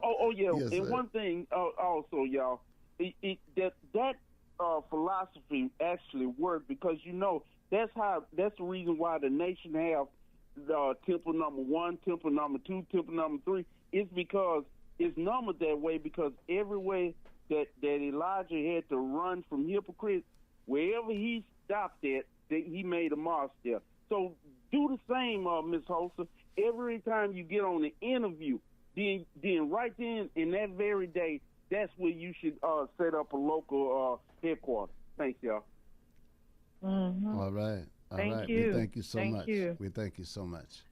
All right. Yeah, there was in sales, there was a term that was used as well when we talking about the eating, killing, running. Mm-hmm. It was that you get to eat what you kill. Yes. Yeah. Yep. And that's some other phrasing that's out there as well. Sure. It doesn't speak to being, sharing and all of those other things. So keep in mind that there are others with the mindset you get to eat what you kill. So they're always on the lookout to take advantage. So. Well, that's the survival. That's the survival instinct. Yeah. And it doesn't appear as graphic and as violent as it does. Occasionally it does, but as it does in a political campaign, as it does in nature, right? But because it goes on, because there's instinct involved, and when we refine that instinct, we find ways to come to the same result now, to vanquish our opponent, and drive them into the ground, right? We choose different instruments to do it. And one of the ways we choose different tactics, and we devise strategies to implement those tactics. And what that means for us, that transforms into elections. We go after one another. When someone rears their head that we think is a true threat to what we are about to do, we then begin to fashion tactical weapons to vanquish them, to win. We form tools to win. And that those tools sometimes are sharper than others, and some are metaphorically lethal. They can kill your career. Yeah. They can kill your home. They can break up your home. They can destroy your life, right? Yeah. Yeah, absolutely. So you got to expect that pushback. Yeah. So can I move on for a minute before the next guest pairs? Yeah, you got some time there. Move on. Go ahead. Okay. Make a song about it. All right. I'm moving on. Like Michael used to play. Move it on. Sam Cooke. Move it on. Go ahead, man. Yep. You got it. So the Blanche nomination and slush fund. Let's just talk a little bit about that. A lot of Trump's issues tie back to his taxes. When he originally came down the escalator, right? Mm-hmm. It tied back to his taxes and the IRS. Not wanting to share his taxes initially, which was my issue of why I would never have voted for him. That's just me. Because when you're a businessman, and I'm using my quote fingers here, that's that tells the story. That tells the story. That's the blood for the vampire, right? Where he can look inside your head and tell you how you feel, what happened in your past, what's going, all of that. So a growing number of analysts say nearly all of his Donald Trump's long-running legal and political challenges trace back to his battles over taxes and the IRS, and that history is now shaping the Senate's confirmation hearings for Todd Blanche for Attorney General. Two Republicans on the Judiciary Committee, John Cornyn, our one of our senators, and Tom Tillis, are blocking Blanche's nomination as AG until the Department of Justice puts specific commitments in writing. At the center of the dispute is the $1.776 billion. I don't know why they do that. The $2 billion anti-weaponization slush fund created through a controversial Trump IRS settlement. We talked about that on this show. It was like a page that Todd Blanche signed off on himself, right? Along with the provision granting Trump, his family, and related businesses blanket immunity from IRS audits for past returns. A federal judge has already called the fund improper, but Cornyn and Tillis want formal assurances that this will not be revised, and that the immunity language won't quietly expand to future cases or additional people. Their leverage is real. The committee has 12 Republicans and 10 Democrats, and every Democrat is expected to vote no. If either Cornyn or Tillis refuses to support Blanche, the nomination cannot advance. Both senators have signaled they're willing to hold this vote until after the midterm, and which is a strategy. So we see some strategy coming into play here, or even until their terms end in 2027, unless the DOJ meets their demands. Critics say the standoff is part of a broader strategy to keep Trump in interim posture, so to keep Todd Blanche's interim AG for as long as they can to delay accountability. And supporters argue it's about restoring oversight and preventing a controversial fund from returning.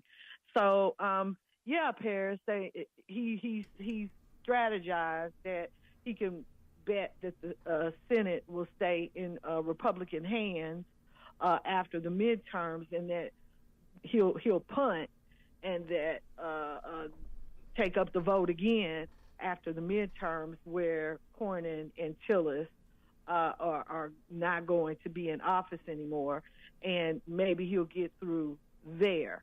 So, I mean, what do you think about this? I think there is a possibility, scant though it may be, that he's underestimating. I like what Cornyn had to say. Now, I don't give Cornyn a lot of credit for in the area for being having that spine of steel, but he's made his decision. He's made his decision to go against Trump on this, as has Tillis, as you point out. But here's the deal. He said something very important.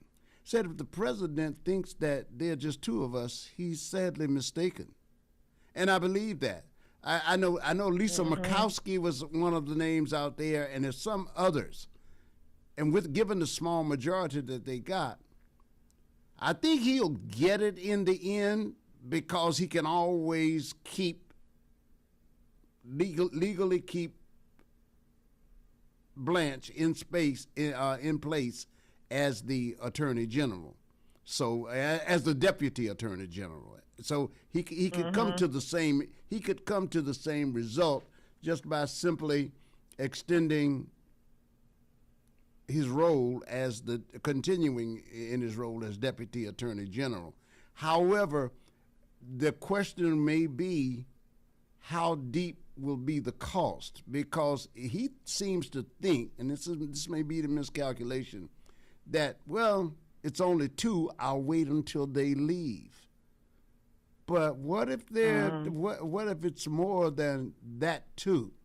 And that is an indication there that there are a lot of people who are, a lot of Republicans are uncomfortable with that slush fund because it allows payments to be made to the people who were attackers on January 6th, and it is, and it as a campaign issue,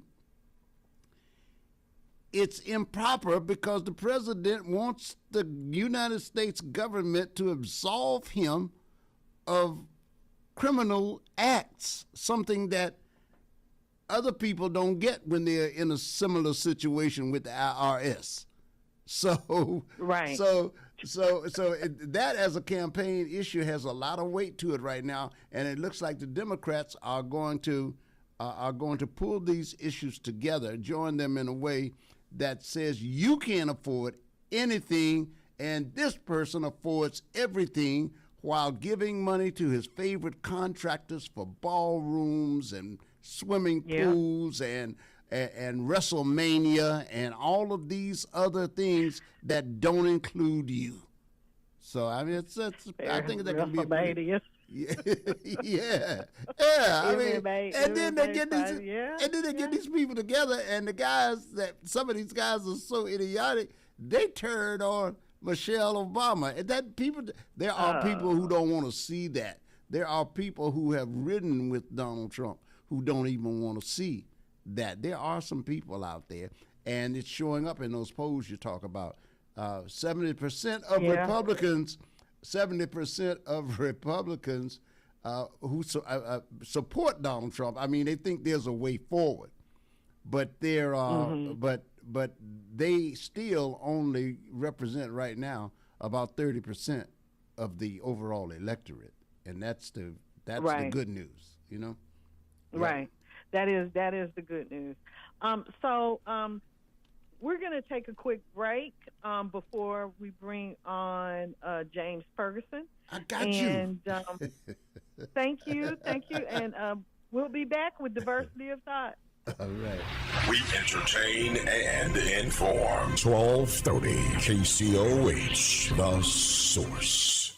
5, 10, 15, 20, 25, 30. Hi, I'm JJ Walls with Sunnyside Dental, and yes, it's now been over 30 years that we've been providing quality dental care for our patients in the Houston area.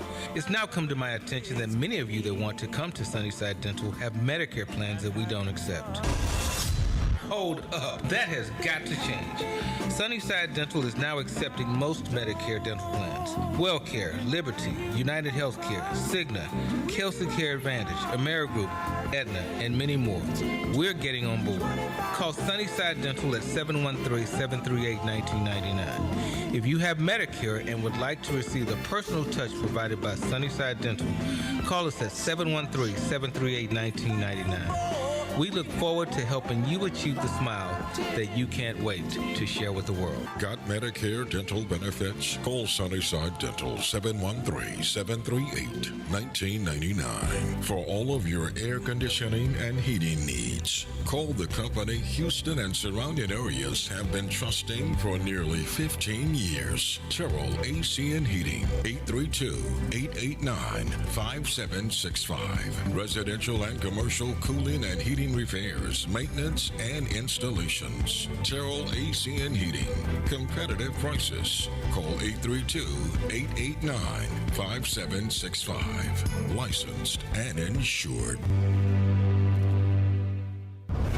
Remember when $100 filled a grocery cart? Today, it barely gets you started. If you're retired or planning to retire soon, you may be concerned about how inflation could impact your future income. Inflation doesn't retire when you do. Everyday necessities continues to rise. The question is, will your retirement income keep pace? You may have spent decades building retirement savings, but retirement isn't just about what you've accumulated. It's about what you can spend. Inflation can impact purchasing power and create challenges for retirees living on fixed incomes. At Advanced Wealth and Retirement Planning Concepts, we help individuals evaluate retirement income strategies and explore options that may help support their financial goals. Call today for your complimentary retirement income review. Retirement doesn't come with a do-over. Whether retirement is around the corner or already already here. Now is a great time to review your plan. Schedule your complimentary retirement strategy session today by calling 832-402-8367. Investment advisory strategies offered through TLG Advisors Inc., an SEC-registered investment advisor. No tax or legal advisement is given. Are you looking for a pharmacy where you're more than just the next person in line, where the pharmacists are friendly, willing to talk to you about your prescriptions and over-the-counter medications, where they make deliveries to customers in the general area? Then you need my pharmacy of choice, Mercury Drive Pharmacy, 918 Mercury Drive, right off of I-10 East near the 610 Loop. James Muldrow and his staff are there to serve you.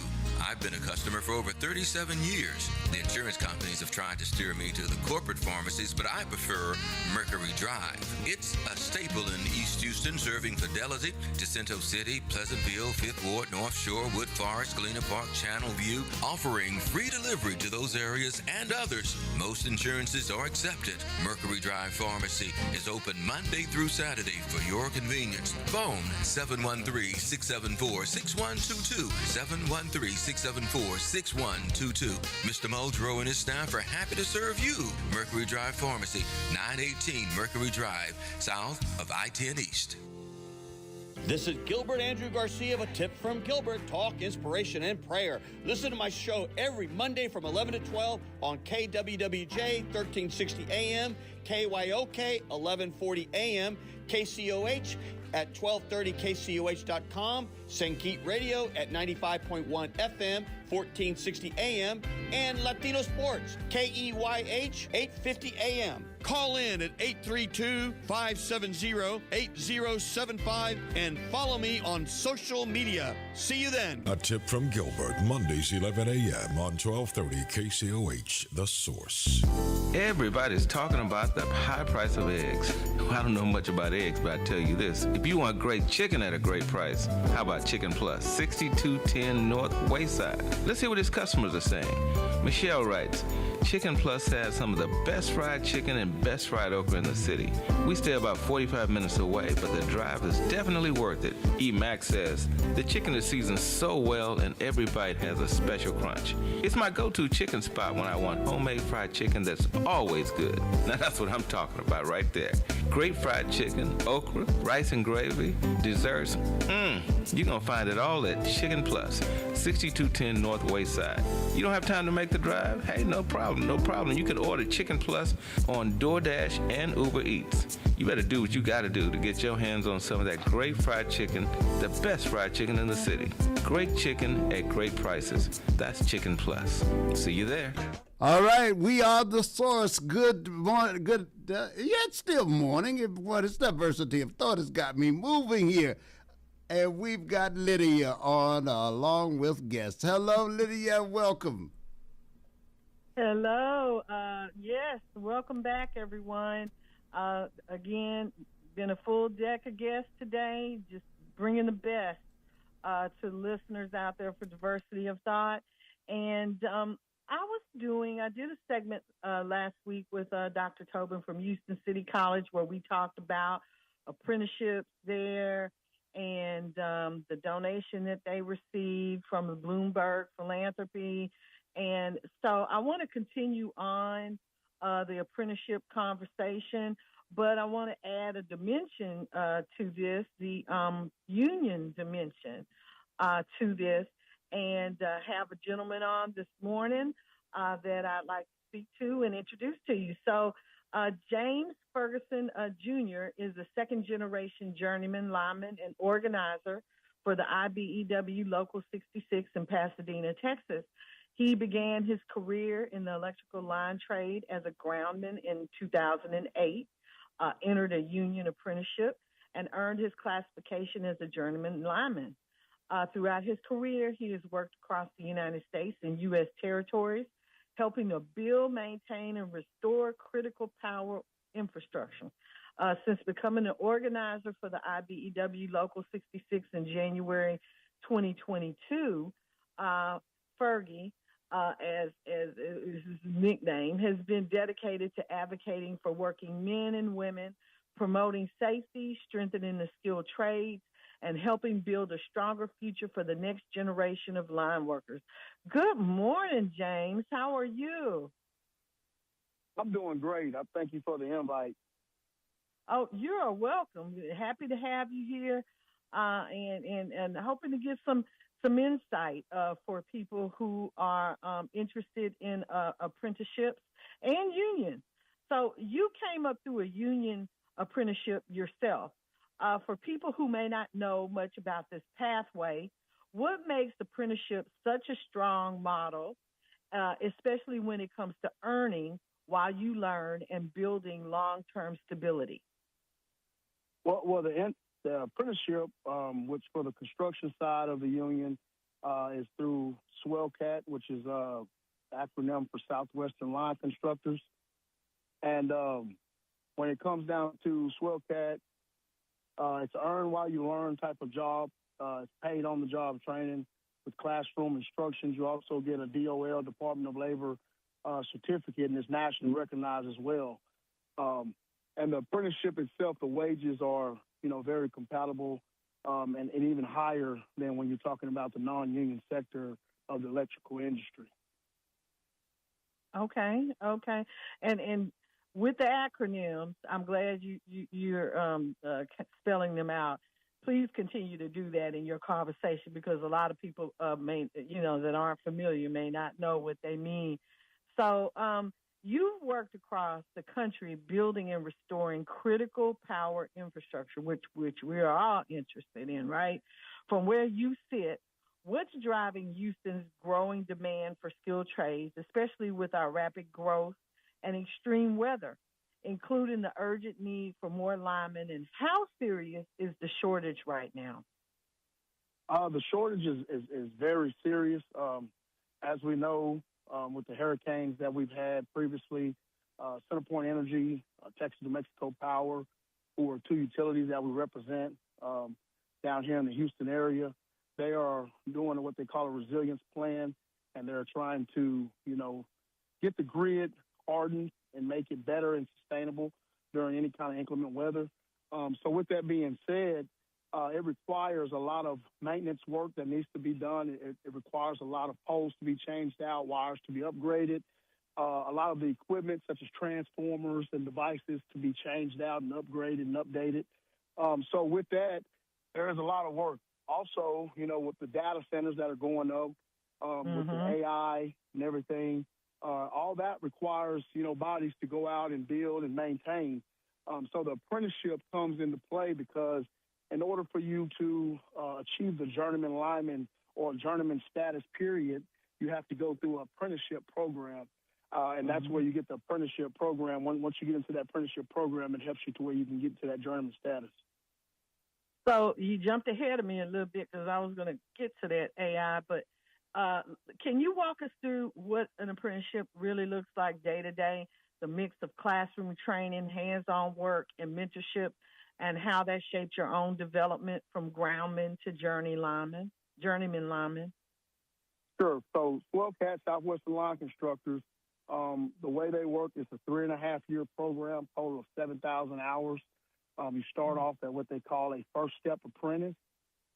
First step apprentice, currently the wage for that is $30.70. Only requirement is to be 18 years of age or older and have a Class A CDL, commercial driver's license.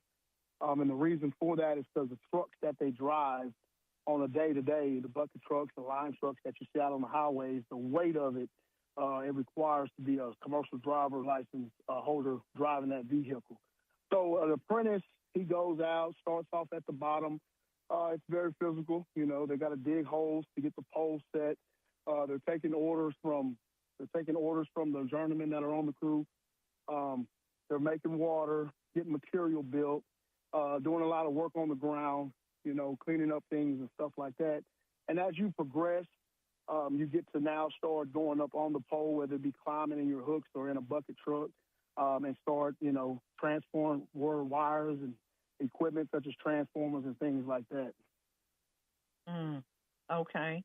So, as the technology evolves, and we were talking about including AI tools that help with training, diagnostics, and safety, how do you see these technologies supporting apprenticeships rather than replacing skilled tradespeople? Well, I think because of the fact of, the technology, the advancement of the technology. Like when I was in apprenticeship, it was, you go out, you do a lot of hands-on practicals, which that is still the case now. But now they're able to intertwine different types of technologies, like, setting up different outage type scenarios on a computer screen, and letting the individual, the apprentice, go in and try to troubleshoot and try to find out where the problem is. And it's more on a safer aspect because they're not actually out there, and they do have it where they're out there doing it with energized equipment, but this gives them the start to where they can understand the basics before they actually get to the hands-on, to where, you have a higher risk of something may happen if something goes wrong. So the AI, the technology in itself, the advancement of that is helping us quite a bit. Okay. Very, very good. The representative from Houston City College that I mentioned, she talked about actually a new data center that opened. I don't know if you're familiar with that. I think NRG or something sponsored that. But how are you guys working with the data centers? What type of roles are available in that space? And is that something you work with? So we work with them to an extent. The IBW is broke up in what they call inside and outside. We are an outside local. So we deal with the high voltage, such as the power lines, transmission lines, substations, and so forth. A lot of your data center work is going to be done by the inside locals that are like the electricians or journeyman wiremen is what we call them, journeyman inside wiremen. So they deal more with the actual data center. We provide the power to it from the substation to the transmission line. But that's kind of the gist of what we do with the data centers. That's more of a inside electricians local that deals with those. Okay. 713-668-1230, 713-668-1230. If you guys have any questions for James Ferguson, he's the IBEW 66 organizer, and he's here with us this morning to talk about trades and the union. So if someone in Houston wants to enter a trade, be it electrical, plumbing, HVAC, line work, or others, what, in your opinion, is the clearest path to getting into an apprenticeship program today? For us, it's very simple. Like I kind of stated earlier, if they're 18 and have a CDL, and even if they don't have the CDL just yet, they come down and talk with us at the Union Hall. There are times where we get companies that look for individuals that do not have a CDL. So there is opportunities where we can get them out to work, and then they can get the CDL at a later time. We also have the apprenticeship program. There's another part of it that is the substation sector. With the substation sector, it allows them to enter that program without a CDL, but they will have to acquire the CDL within a year of being in that program. So they can go out to work without it. They're going to deal strictly with substations. So just basically give us a call, come by and see us. We can get them all lined up on how to get into the apprenticeship program. Okay. All right. You're a second-generation journeyman lineman and now an organizer, again, for the IBEW Local 66. For people who may not be familiar, what does belonging to your local and a union mean in general terms of training, safety, and career support? Belonging to a union, you get better wages, excellent health care. It's free. You don't pay for it. The company pays for it. We work under what we call a collective bargaining agreement, CBA. So all that is negotiated in that contract where the company pays for your benefits. The pension, the retirement plans are awesome. Of course, like we're talking about, the apprenticeship opportunities, the safety, is our top priority, is safety. The representation, you get out on a job, and most jobs, especially in the state of Texas being a right-to-work state, most jobs, they can fire you for a little bit of nothing. So you have representation. And the brother and sisterhood aspect of it as well, You wind up working with the men and women that you work with, sometimes a lot more than you even with your family. So you build a serious bond with the individuals and members that you're working with, and then the advancement opportunities when you're in this trade. You're not just stuck in one spot forever. There's a lot of advancement opportunities and a lot of knowledge for you to be able to receive. Okay.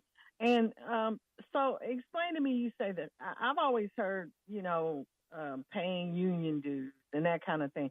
So explain to me, when you say the company pays for the dues, exactly, can you explain what that means specifically? So we do pay a small portion for union dues. 4810 actually is our union dues. And that's, that goes, what we call the per capita, goes to the international office to provide us with all the knowledge and information and representation that we get. But when I talk about the insurance, so the insurance, you don't pay anything. You go to work, all you have to accumulate is 125 hours, which most guys and men and women are out there working 50 to 60 hours a week, 10 hours a day, 5 to 6 days a week. So as long as you accumulate the 125 hours for that month, which is very simple to do, you have free insurance. And that's not for you. That's just for you and the family. So if you got a wife and kids, your wife and kids are covered free. Your insurance, your traditional way is you have like a 401k, you put a certain percentage in, the company matches. That's not the case with the union. There's a dollar amount from the groundman classification to the 7th step apprentice classification. Once you become a journeyman lineman, it goes to 25% of your gross. So 25% of your gross goes into your annuity and all paid by the company. You don't pay a dime on that. Okay. So you all have jobs open right now for people that they can come down and apply? Yes, ma'am. Our apprenticeship takes applications all year round. They do interviews. They do an aptitude test. It's kind of like an ASVAB, like if you're going to the military. And then they do interviews once a month. And depending on how many applicants, they sometimes have to do twice a month interviews. But we are taking individuals every month. We get a group of guys and men and women coming in, signing up for the apprenticeship program and going out to work. Okay. Can you give us the website or the handle for people out there that are interested and want to apply for a job? Absolutely. Our website is www.ibw66.com. That's www.ibw66.com. Our phone number is 713-943-0716, 713-943-0716. You can follow us on Instagram. You can follow us on Facebook. Anything questions-wise, they call me Fergie. Ferguson is my last name. I've just been stuck with Fergie since I started. So if you call and you hear the extension that says Fergie, just press that extension, and I'll get right with you. If I don't answer then, I will call you back, or if not, I will answer and get anyone that calls set up. Okay. And men and women. So talk a bit about, because this is primarily a male-dominated roles. Talk about women in the trades and in the unions, and how do you promote getting more women into doing this type of work? Absolutely. I mean, you are right. Historically, it has been shown to be a male-dominated trade, but that's changing. We're evolving, and there's no reason why a woman cannot do this job. We have plenty of women on the inside and outside locals working every day, apprentices currently that are getting ready to top out to journeyman, and some that have already topped out to journeyman. And there's different aspects of our union. They have DOSAs at Centerpoint Energy. Those are like the secretary ladies for the service centers, all the way up to journeymen, the ladies that are out there, the sisters that are out there climbing the poles and in the buckets, transferring wires and setting poles and things of that nature. So it's the same requirements. It doesn't matter, man or woman, 18 and have a CDL and ready to go to work. Have a good work ethic. Understand this is just not your regular, 9-to-5 job. You got to have some work ethic. You got to have some accountability. You got to have a little bit of thick skin, because what we do every day is dangerous. So sometimes, things can get a little rough, the sun, the elements that you're working in, and you got to be able to receive constructive criticism, because at the end of the day, we're trying to make sure everyone goes home to see their family or whoever their loved one is at home at the end of the day. Yeah. Yeah, because safety first, because this is work where you have to be really tuned in and knowledgeable about what you're doing. So, absolutely, yes, ma'am. Yeah, a lot of folks out there listening, James, are going to be interested in taking that first step. If someone wants to join the IBEW Local 66 or learn more about the apprenticeship opportunities, and for people who aren't members yet, can they attend a meeting or an orientation just to see what the union is about and what the apprenticeship is about? Well, our meetings, we have them the third Thursday of every month at 8 p.m. They are welcome to come as a guest. They would have to be allowed in because our meetings obviously is for membership only, but we do allow guests. The best way for them to learn more about it is to come down and sit with us. They can sit with me, Fergie, or Tyler Hilborn is also an organizer for Local 66, and we can walk them step by step. Even Billy Jack Barrett, I don't want to forget about Billy Jack. He's the construction rep at IBW Local 66. They can come and sit down and they can come sit down and talk with us, and we will get them all lined out on what they need. And sometimes a one-on-one is better. Our meetings are kind of structured by the Robert's Rules of Order, so somebody not understanding kind of how things are going, coming to that meeting, they may be a little lost. But coming sitting down with us, having a one-on-one, I think would be the better route for them to get all the questions that they have answered. Spoken like a true organizer, Fergie. Okay. So there is this list, and maybe you can speak to some of these roles. But there's members include in this electrical workers list, journeyman linemen, which is what you are, apprenticeship linemen, groundmen, substation technicians, I think you mentioned them, transmission and distribution crews, underground and overhead line workers, meter technicians, relay and protection technicians. Oh boy, I love this one. The tree trimmers and vegetation management crews, and utility construction workers, along with cable splicers. Can you just kind of touch on those briefly for those that are those of us that aren't familiar with the terminology? Sure. So there's many entities within the IBW classification wise. Journeyman linemen can do anything from underground work where the cables are fed from underground. A lot of people may have like a green box sitting in their front yard or backyard or in their apartment complex. That's a transformer. So that's what typically a journeyman lineman working on underground will be working with, from the pole to the underground. Substations, their journeyman linemen can work there, but they also have substation technicians, and their primarily job is to work in the substations, building and maintaining the substations. The transmission techs, they only work on transmission. So the big towers that you see when you're driving down the highways and byways, those are transmission towers, and the transmission techs, they work on that. The meter techs, they're going to be working on, obviously, the meters, primary meters, whether it be at a business or a residence, whether they need to be changed out, updated, upgraded, whatever the case may be there. But the journeyman lineman route allows you to work on all of that to which I've just talked about. And that's why that is the better route. But there are times where there are individuals that only want to do certain things. And on the construction side, you have to be a journeyman lineman to do that. If you go and work for a utility such as CenterPoint Energy or Texas, New Mexico, they will allow you to work out of certain departments, such as, metering or network or cable splicers and things like that. And as far as on the outside construction side, which is the contractors that work for CenterPoint Energy or Texas, New Mexico, you would have to be a journeyman lineman to do all of that. Okay, awesome. So the people who build, maintain, repair, and protect the electrical grid. So that's basically what IBEW Local 66 does. Is that correct? Yes, ma'am. And look, we've been around since 1894. We chartered in 1894. Oh, wow. You know, we currently have a little over 5,500 members, and that's ranging from various classifications.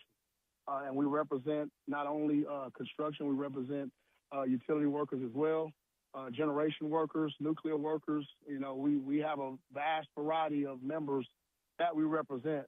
But one thing we take serious is our members. We love our members. We do our best to fight for our members. Not saying the company's always wrong. Sometimes the company make mistakes. But we are here to represent them to make sure that mistake is corrected and that member is not out left on their own without any kind of representation. Okay, that sounds good. So, final word, closing words for Houstonians, especially young adults who are looking for a stable, meaningful career in the skilled trades. What would you say to them? I would say put the phone down, the PlayStation down, and if you're ready to go to work, come see us. Be ready, have a mindset to ready to go to work. It's nothing to it. A Class A CDL, we have various places that we can refer you to get your CDL. And if you're ready to go to work, all you got to do is come see us. I'm not going to say you're going to come in today and be working tomorrow. There is a process. There are several people coming from all over wanting to go to work. But if you put forth the effort to do what it is you want to do, you will get an opportunity to go to work. And look, I was a person that didn't want to go to college. I knew I struggled through my 12 years, and I knew college wasn't a route for me. This was a route where I didn't need college. I do have the opportunity to have college credits with that apprenticeship that we go through. But I'm 18 years old. I'm making, $80,000, $90,000. So that's just, not normal, but it was great. And it's blessed me. It's helped me, my family, my children. And I would just tell them if this is something that they want to do or interested in, to call or come by and see us. Okay. Are there any certifications that a young person or a person in general could get before they come down? I'm interested, but this certification will make you perk up or put you ahead of the pack if you're looking for this type of job. Yeah, if the CDL for one, they can get a TWIC card. If they have like a forklift certificate or a traffic control certificate, if they go down to the Houston Area Safety Council and get what they call a Basic Plus certificate, OSHA 10 certificate, those are kind of your basics that if they had those, that'll help them, stand out amongst others that don't have those.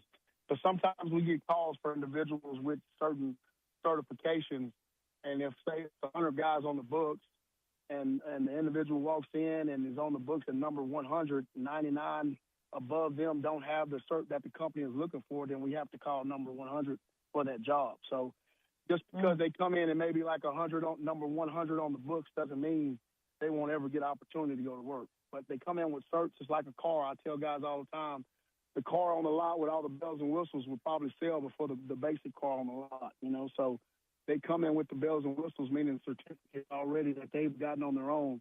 That makes it a lot better for them to get a faster opportunity to go to work. Okay. Sounds good. Thank you so much, James. Fergie Ferguson. Paris, did you have any questions for him before we let him go? No, it's been informative and instructive, and we're thankful to have you here, Fergie. We want to thank you so much. I can call you Fergie now. Okay, that's good. Absolutely. Yes, sir. All right. Thank you so much. Thank y'all for Fergie. having me as well. All right. Oh, well, thank you for joining us and sharing the information. Sure. Bye-bye. Absolutely. Bye-bye. All right. We are the source. We are the source. We want to thank you. Lydia? Ooh. Yes, indeed. Yes. Okay. You've had a busy morning. We can take a quick break right here. Let's do that. Let's do it. This is Gilbert Andrew Garcia with a tip from Gilbert, talk, inspiration, and prayer. Listen to my show every Monday from 11 to 12 on KWWJ 1360 AM, KYOK 1140 AM, KCOH at 1230kcoh.com, St. Keith Radio at 95.1 FM, 1460 AM, and Latino Sports, KEYH, 850 AM. Call in at 832-570-8075 and follow me on social media. See you then. A tip from Gilbert, Mondays 11 a.m. on 1230 KCOH, The Source. Informative, entertaining, inspiring. It's the Jackson Political Report, hosted by veteran political strategist Ron Jackson. Ron will discuss local, state, national, and international politics. The show features commentary, guest interviews, and audience dialogue. The Jackson Political Report, this Saturday morning, 10 to 11 on 1230 KCOH, The Source.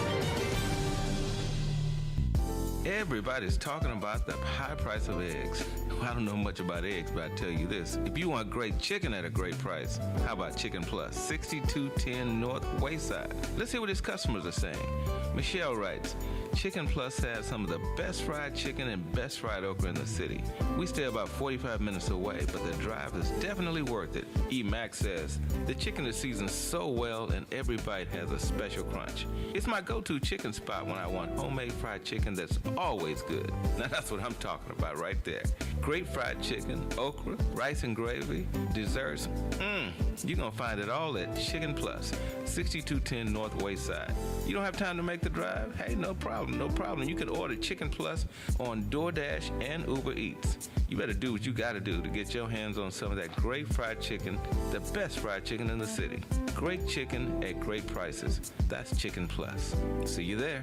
For all of your air conditioning and heating needs, call the company Houston and surrounding areas have been trusting for nearly 15 years. Terrell AC and Heating, 832-889-5765. Residential and commercial cooling and heating repairs, maintenance, and installations. Terrell AC and Heating.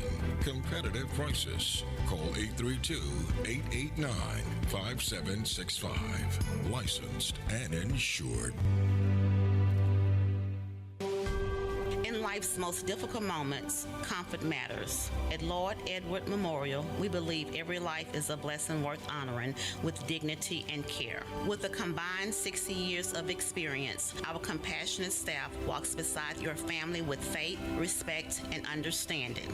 Lord Edward Memorial, serving families with grace, compassion, and heartfelt care. Visit us at 6677 Rookin Street, Houston, 77074, or give us a phone call at 346-446-6675.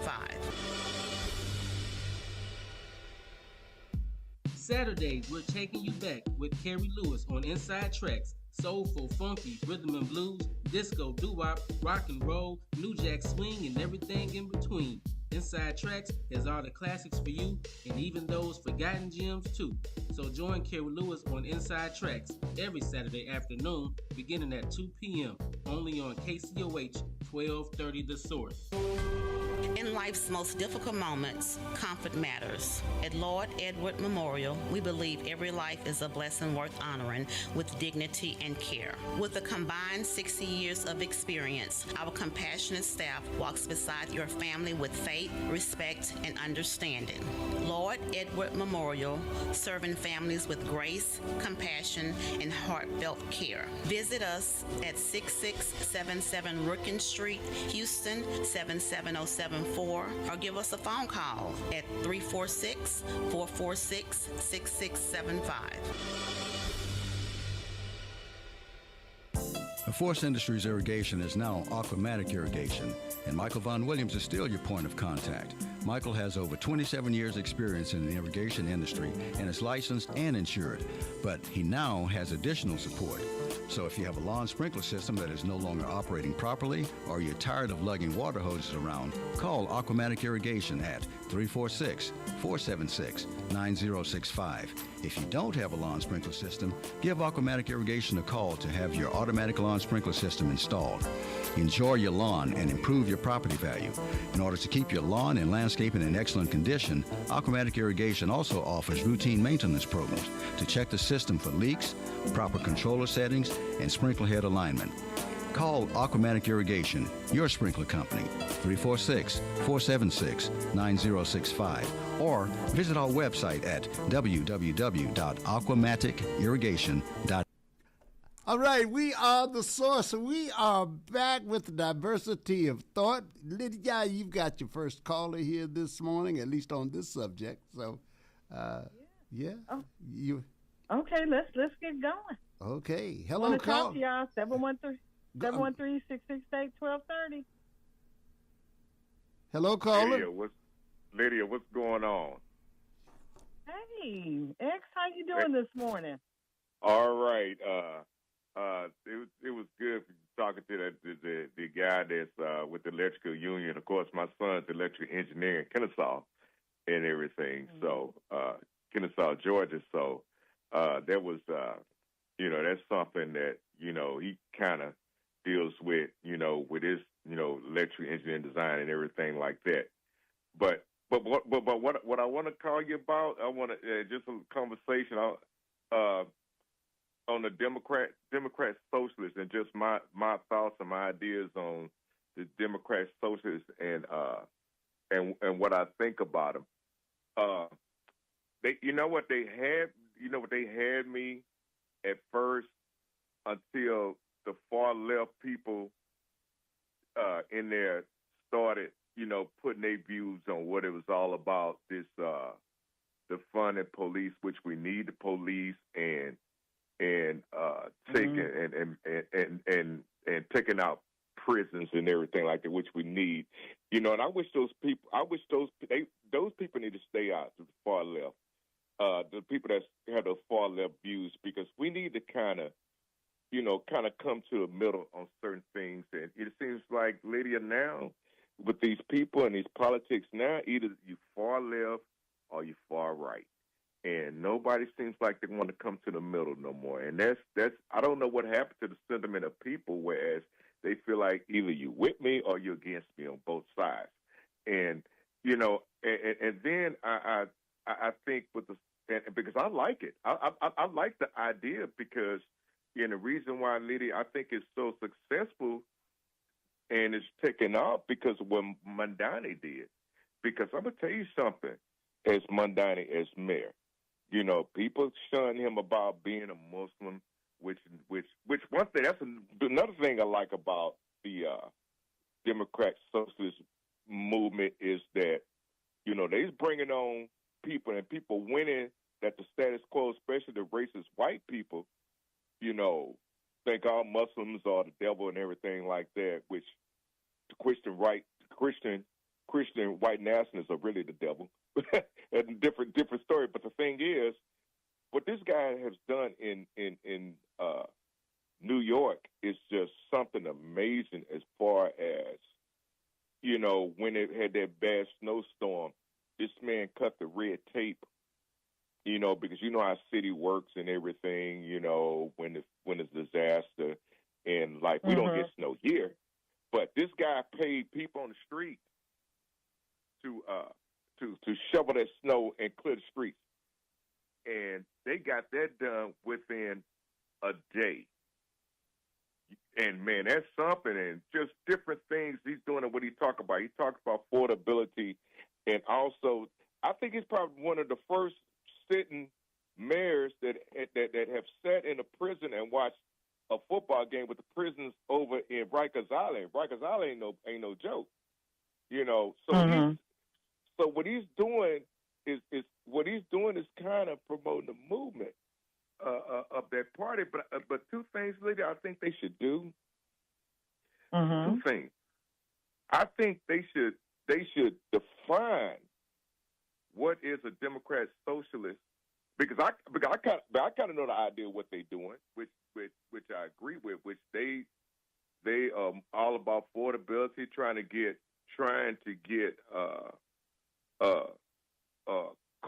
corporations from buying elections, by paying for elections, primarying people, putting money in politicians' pocket to kind of change what they want as far as prices high and stuff like that. And I get it, and I like that. But I really think, Lydia, number one, they should change the definition of Democrat socialism, because socialism is such a bad word, and that's for, far-right Republicans and racist white people to holler, oh, it's nothing but socialism, which is not. And also, and I think they need name change, nothing else. And here's my idea of name change. Call it the Mad Party. And that's middle affordability Democrats. So at that point, say that one more time. Say that one more time.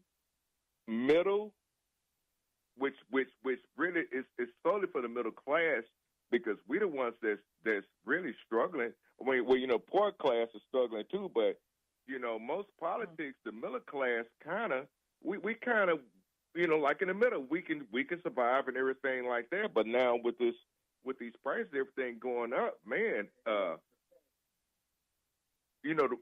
It's been Republicans have declared war on the middle class. They've been doing it for a long time, whereas ain't nothing really affordable for us no more. So that's why I say the middle affordability Democrats. They should change the name because it's more or less, Okay.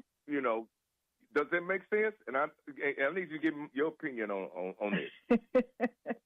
Yeah, I'll discuss it. I know we got another caller and running up on Michael Harris, so I'll talk about it. X and don't talk to both people. Both got to say. Yeah. Go on. Yeah. Okay. Thanks, X. All right, Paris. Next caller. Good morning, Lydia. Good morning, Paris. Hey, good morning. Hey, good morning. What's going on, Bo?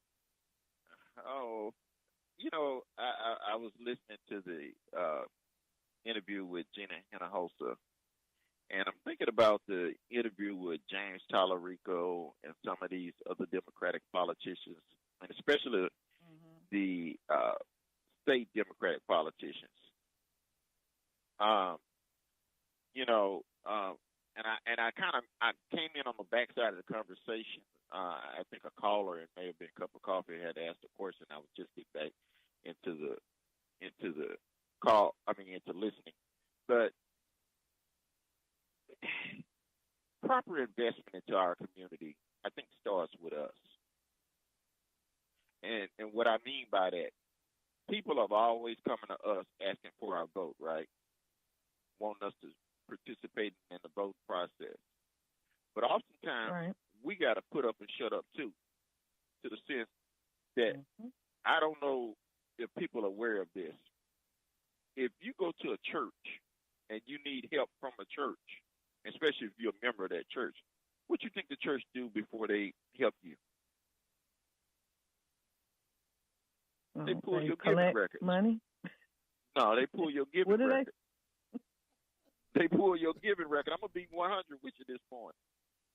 Okay. And I think one of the things that we're not investing financially into these political campaigns. Right. And I think we got to put some money in to be able to pull some money back out, even though they still owe us money regardless if we put it in or not, in my theory. But I think we need to buy access, like Citizens United says. We need, since we are operating under Citizens United, we need to buy some access, as like Dr. Claude Anderson says. You got to buy, rent, or lease a politician. So if you come and talking to them and you don't have no money behind you talking to them, they listening but they ain't hearing. You get what I'm saying? Yeah. And so I think that's the reason I keep saying we need to have a black think tank or a black political action committee to be able to collect money, to be able to reinvest in our community and invest into some campaigns, so the campaigns will match what we put in and reinvest back into our community. That's just a concept that I've been thinking about. And I would like to get your thoughts on that. Yes. Okay.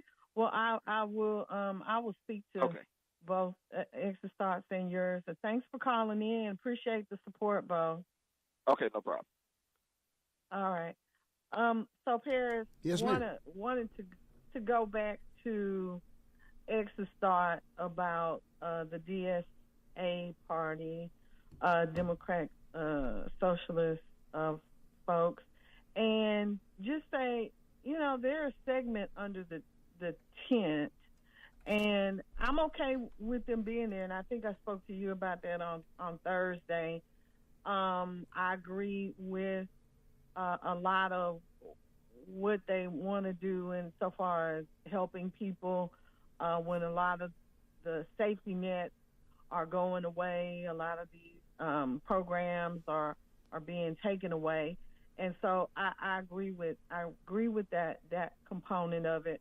Mondami, people are always referring to him, Mayor Zoran Mondani. Yes. And what he's doing in New York. So around housing and tenant protections, transit and mobility, economic justice, public safety and community trust, immigrant support, youth engagement. He had a large youth voter turnout, and climate and environmental justice. I mean, we talk a lot about that here on this station. I don't know how much of that has actually been accomplished, what the achievements are that he can tout to date. I know he's gotten in there maybe a year or so ago, and so I'm not sure. I'm going to have to check into that, but I think that people are drawn to it, because the authenticity that's surrounding it. People appear to be authentic when they're discussing certain things, and folks are attracted to that, especially when you have all of these people that are trying to scam you, trying to take things away from you, like we were talking about earlier, on the African Serengeti, on the plains, the gazelle and the lions and all of that. And so you got a lot of that going on. You got a lot of the affordability issues that are happening now, where people are just trying to make sure they can take care of their immediate families in the households where they live. And so venturing out to these loftier thoughts of, and even voting can be a challenge to think about unless you really put this into real terms, like, this money that Hinojosa is talking about. $1,500 in the grand scheme of things, helping the economy. I don't know. When they were sending out checks, the Congress sent out checks, everybody was getting a stimulus check. Michael Harris used to joke about it all the time, the stimulus checks and all of that. I mean, those things are fine, and I think that a lot of people who are really, really struggling to buy groceries, it's a help. But we need to talk about the greater economy and those ideas behind that, and how we're going to work those issues out. Those are conversations that I wish we could have. I think we discuss it more during debate, but when people have town halls and these type of things, you really can't suss through a lot of that information in those formats. And I think having these webinars and, getting with people online, most people do have phones and internet access. Individuals can get on there and really talk about things, but a lot of times they don't want to have those conversations because they're concerned about what the other side will do to try to discredit them, right? You see that in politics, because if you tell somebody what you're going to do, essentially, you're trying to help people, but the people on the other side are looking for ways to try to attack you so that you won't win. Yes. So absolutely. We have to look at that logically, because a lot of times we'll say, oh, well, they don't want to tell us anything. They don't want to. Yeah, because they know that if they're not measured in what their thoughts are, that we're going to have this media onslaught of information coming against what they're saying, taking things out of context. You know, we've had people call in talking about 50 different genders, all of this kind of, you know, all of these crazy thoughts. Yeah. And what we have to do to offset that, to be able to sit down at the table and eat the meat and the things that people are trying to give us, is we got to block out that that noise that's coming from the other side. And unless we do that, we aren't going to be able to really know what people are going to do until they get in the office. I'm trying to give you the background on a lot of these people. That's my thought process that goes into it, because I realize what the opposition is doing. So, at any rate, okay, with the DSA being a part of the big Democratic tent, the Republican tent, you know, they got all of these people under their, you know, white nationalists and all these other people, MAGA, all this going on their side. So I don't think there's anything wrong with having a component of that. I want to look at racism within all the political parties and what that looks like, and we'll have some more conversations about that. And so, oh my gosh. And Bo, again, thank you. You're talking about money and us investing money, and so that goes back to a lot of, you know, we need to invest, but a lot of times, who wants to invest in something that you don't trust, or that you don't have the time to be able to go in and do the research on a lot of these things? You need to listen to KCOH 1230 The Source in order to get some of this information, because you can trust us. You know, we're if you listen to us, and that's what really tells the tale. When you listen to somebody over a certain amount of time, you can gauge whether or not what they say can be trusted, because time tells all, you know, insofar as the story is concerned. Partisan, nonpartisan, trying to give both sides. We don't have Republicans running to us to try to talk to us, to speak to us in our communities. So we reach out to those that reach back to us. And so that's what's happening there. But yeah, investing, we do need to do that. Jasmine Crockett is doing that with the Fire Pack.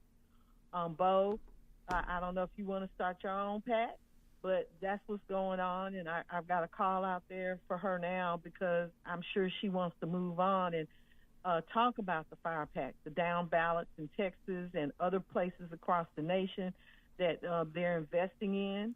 And so, yes, that is definitely the way to go. We are doing that. It's not like we're not doing that. Not as much money, not as many of us taking that, able to take that stance, but there are some, and we do have some options. So, addressing those two callers, two quick things I wanted to bring up.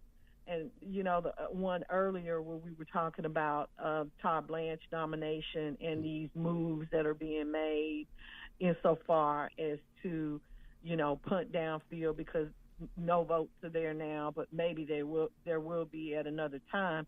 Same kind of, you know, fuzzy business is going on with the Iran war and the falsification of casualties. And so, you know, the reporting around the war is facing scrutiny. They went to Congress and asked for more money. And analysts say casualty numbers are being blurred by the way the conflict is being split. Okay. And to what officials they call it two separate wars, allowing the Department of Defense to report losses on different ledgers. The confusion is compounded by intermittent ceasefires, each pause resetting timelines and making it harder for the public to track the real human cost. Critics argue this structure also plays fast and loose with the 90-day congressional approval requirement, because treating the operations as separate campaigns lets the administration claim the clock never runs continuously. They say the result isn't just messy, it undermines oversight, and it obscures accountability. So wanted to mention that to you.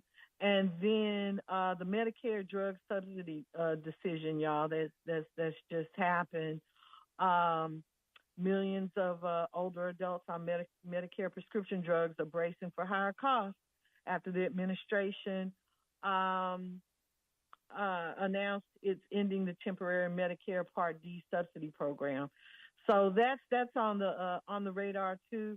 We'll talk. I'll talk about that. I'll call in Paris if that's on the plate at any point next week. I know we're coming up on 12 o'clock, and Michael Harris, the top jock, is coming in, and so I want to make room for him on this Friday afternoon.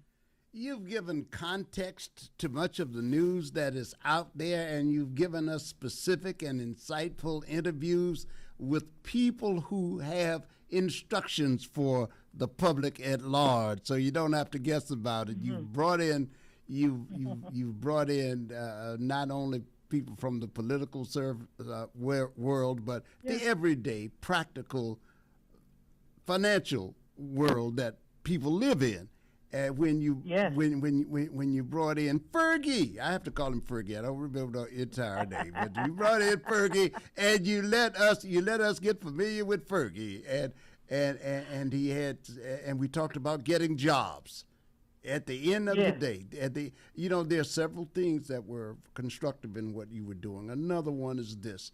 It harkens back to the conversations that we have with Ray. Specifically, I highlight Ray, but the others too, who care about the process of moving money out of government coffers and government hands into the lives of people who need them. So when we had the conversation about the language for MWBEs, I was sitting here listening, and I was around when Ernest McGowan, and prior to that, when Judson Robinson first went on city council. And they did make a difference in those times. It's a mistake to look back now and think, well, we had some people in there, but that didn't make a difference. That's not true. They came in, they made a tremendous difference then. The thing is, though, for every step you gain, you can look for resistance, as someone was pointing out today. That's part of, and you, as you were telling a caller today, you got to look for resistance when you move forward. People just don't step aside and say, oh, that's great. You helped convince me to do something I didn't want to do. Bless you for that. That's not likely to happen, right? So you can look for that pushback. And you brought that kind of information, and you do on Fridays, and I like that a lot. And I am looking forward to speaking with you and Sherman on Monday as well. There's so much out there, listeners. There's so much out there. There's a lot for us to discuss. For a lot of us to examine, and we're fortunate to have you, along with Ralph Cooper, and of course Michael Lawrence Harris, to examine these things, and Akua Fayette, and Ron Jackson with his political report. We're fortunate to have people who can have that conversation and shed light on some of the more obscure portions of these discussions. So I thank you for that. You know, Paris, yes, ma'am. Thank you. And an appropriate song, if we were using music, would be the OJ's "Living for the Weekend." And say it's Friday, and I just got paid. And for those, it's the 31st. It's Friday. I know that rent, that mortgage is due. Get out there and get on it. Pay those bills and pay yourself first. And get out there and take care of your business. But I'll always stand in the gap for that. And just a reminder, she advertises with us for Dr. Barbara Walker Green. Barbara Walker Green with financial. We're going to have her on. We're going to have her on in August. To talk to you guys about retirement and retirement planning and financials, and so she'll be on with us in August, and then again before the end of the year. So keep your ears tuned in for her. Okay. But thank you so much, Paris. I appreciate you. All right, thank you so much. Everybody. One more thing before you go. We do want to say to X and others out there, listen, what Mom Donnie did was, he took first steps, but they weren't trivial steps. I will say this, because his first move was child care. Now he's got other things to do. That will require heavier lifting, but he did the free child care. And that's massive. That's big for people with families. I don't want to understate that. He launched the free child care for 2-year-olds. All right, but he has to delay some of the other stuff, and they're examining and see what it is. But that's a major thing on a big issue when people can see a politician promise something and then step in and do. Exactly. And it's something of consequence. It's not like and renaming a road. Costs more. Yeah. Yeah, child care costs more than housing. Yes. These days. Yeah. So putting this into perspective. But I'm going to do a little research on what's going on over there in New York and try to do a side by side. Houston versus New York. We'll That's see, good. We'll see how that matches up. All right, then. Guys. We want to thank you. Later. All right, bye-bye. It's The Source. I am Paris. We got Michael Lawrence Harris coming up for you. Stay tuned right here. Keep it on The Source, ladies and gentlemen. Remember when $100 filled a grocery cart? Today, it barely gets you started. If you're retired or planning to retire soon, you may be concerned about how inflation could impact your future income. Inflation doesn't retire when we do. Everyday necessities continues to rise. The question is, will your retirement income keep pace? You may have spent decades building retirement savings, but retirement isn't just about what you've accumulated. It's about what you can spend. Inflation can impact purchasing power and create challenges for retirees living on fixed incomes. At Advanced Wealth and Retirement Planning Concepts, we help individuals evaluate retirement income strategies and explore options that may help support their financial goals. Call today for your complimentary retirement income review. Retirement doesn't come with a do-over. Whether retirement is around the corner or already here, now is a great time to review your plan. Schedule your complimentary retirement strategy session today by calling 832-402-8367. Investment advisory strategies offered through TLG Advisors Inc., an SEC-registered investment advisor. No tax. All right, we are The Source. We are The Source. Good morning, and we thank you for being here. Don't forget, on Saturday, it's Ron Jackson and the Cour Fayette. You get Ron Jackson at 10 in the morning, and then you get a Cour Fayette at 1 with What is Your Life? What is your life changer? All important questions. Right now, I know one of the things that can help change your life, help change your mindset, and help change your despair to joy. That's Michael Lawrence. He is Michael Lawrence Harris with the Michael Lawrence Harris Show here this morning. Hello, Michael. How are you, husband of the very beautiful Yvonne? How are you, father of Alessandra Crystal. Yvonne. I know it. Yvonne. Wow. Yes, Yeah. Gee, I called her Crystal for so many years. Yeah. But that's what she goes by. Yeah. Oh no, now that she's a professional, she's Alessandra. Yeah. She's no longer Crystal, Yeah, I know. Crystal is too. Yeah, you know how it. Yeah, I came back to town calling her Crystal, and I recognized that was okay. That's been changed. So I had to get on board with that. Yes. How are you, I had man? to give her. Oh, I'm good, but I had to give her a special name because there are so many Michaels. Do you know how many Michael Harrises there are in this world? Man, there are quite a few. There are a few, bro. With varying degrees of notoriety. Yes, indeed. You are right. In different professions. Yep. Yeah. And so, I am Michael Lawrence Harris, or as they used to say up in the country, Michael Lawrence. Michael Lawrence. Michael Lawrence. But I'm just a poor boy trying to make it in this wicked world in which we live. I was watching the news as, you were conversing, and they were still talking about President Trump's efforts to get the people who invaded the Capitol back at the end of his last term. Yes. After they had the revolution, if you want to call it that. It seems like it was a revolution. It seems like they were trying to overthrow the government. But he is still trying to get these people paid. Oh, yes, yeah, holding on to that slush fund. Holding on to that slush fund, yeah. I'm just trying.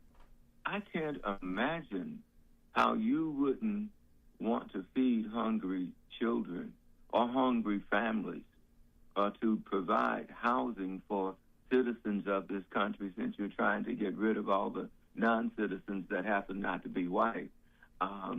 Why you would want to reward these people for attacking the Congress that was a majority of yours and all of that. He is one strange, I don't even know if I can call him a human being. He may be a space alien.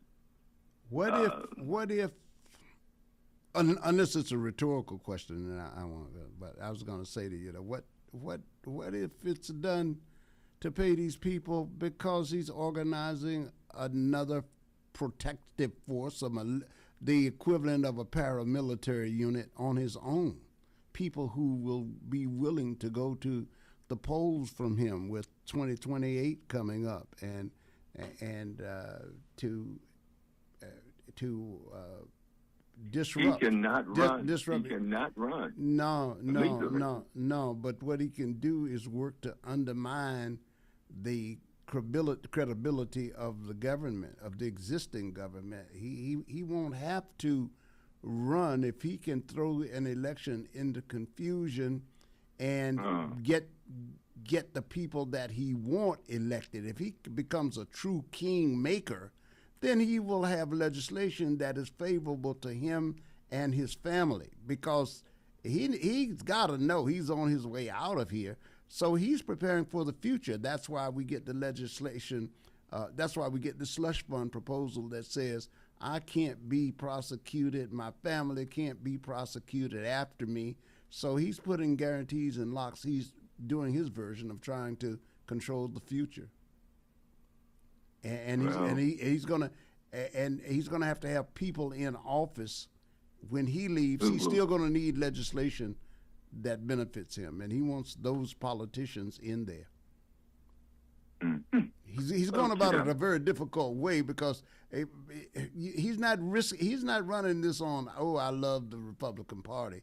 He's going to need some muscle at the polls to be disruptive, I think, and that's a part of their playbook. I may not have stated it in a very eloquent manner, however, or a very specific manner, but overall, I think I hope you get the picture that he's interested in power, and he needs forces working for him in government. That's why he won't say, he needs Todd Blanche, because Todd Blanche is willing to do what he wants done, even though it was unprecedented. But he needs Todd Blanche or somebody like him to do it. And so he's going to have more of those people elected, and he's going to need more judges who are willing to rule in his favor on issues that are still before the court now. So, I think that's it. Basically, he's trying to change our democracy into some sort of, I don't know what you call it, a Trumposcopy. An oligarchy. He wants the corporate heads to rule this country, because he's betting that their financial interests converge and they can decide who they want. They have a corporate government, and they simply use politicians to express their opinions through the corporate heads' opinions and desires and their wants through legislation. But the legislators then become exactly what you see now. You see, he owns a Republican Party. He's bought himself a Republican Party, or at least a form of peace with the Republican Party right now, and he's the guy in the driver's seat over there. When people can't say, when people who've spent their years, their lives in government and politics, and they can't say that he lost the election, that Donald Trump lost the election, that shows you the level of control. So what we have found hate on a two-way street. Well done. And the driver doesn't have a license. He doesn't know how to drive. In fact, I don't think anyone's ever seen Donald Trump behind the wheel. And his chauffeurs seem to be willing to drive anywhere and do almost anything. Yeah. But anyway, hey, it's a good day. It's the last day of the month. Yeah. Tomorrow is Saturday, the 1st of August. And then guess what Sunday is? What? August? What? The first Sunday in August up in Shady Grove, Gary. I won't be making it this year. I didn't make it last year. Being a caregiver, we just have to think about certain things. And I have to, give care for myself, too. Yes.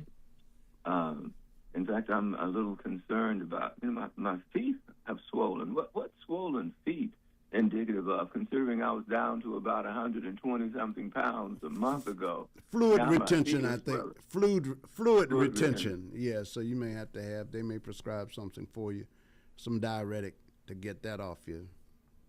Okay. System, because get that out of your system. I may like big butts. I don't like big feet. Yeah, that's it. One thing leads to another. I'm telling you, what is it with this aging thing? It's one thing after another. This is why we talk, and even if you're eating healthy and all of that, but at this stage, once you're there, you're there. So you have to deal with what is there first, and you have the I think it's called edema. You get that, and then you get it out. It can be a bit confusing too, simply because they give you a diuretic to get rid of the water, and then you go to the doctor, and they tell you if you want to stay in balance, you got to drink some water. You got to stay hydrated. So it's just like two pills, right? Just one to get it out of you, and another one to put, and a water gallon jug to put it back in you. That means you can't. You don't go far beyond the restroom during these years. No, you have to stay close and always keep you some toilet paper around. Well, you never know what you're going to find in these bathrooms. Yeah, right. But speaking of butt, just reminded me. That's the flyest segue. That's the most honest segue I've heard in a while. Yes. Go ahead. No, I was watching that movie, before they introduced the song, EU, Doing the Butt. Oh, EU Butt, yeah. Was that School Days? Yeah, that's right. School Days. That's right. Spike Lee's School Days. Yes, yeah. And then, there was another song that had something to do. But Dorinda got a big old butt. Elijah got a big old butt. Yeah. That group was out of Washington D.C. Out there with Chuck Brown and Soul Searchers. Yeah. Soul something or another. Yeah, buddy. Yeah. But anyway, lots going on today. But I'm not a part of it, but I'm here to discuss it with you, and I'm more than happy to talk to you all about anything that is within reason. And for my Shady Grove family, I am the last of the Harrises who were actually raised in Shady Grove, at least, of J.B. and Lou Nacy's family. All the rest of them, are gone. My brother's gone. And, of course, all of my aunts and uncles that I know of. I might have some aunts and uncles I don't know nothing about, how those people are up there. They be doing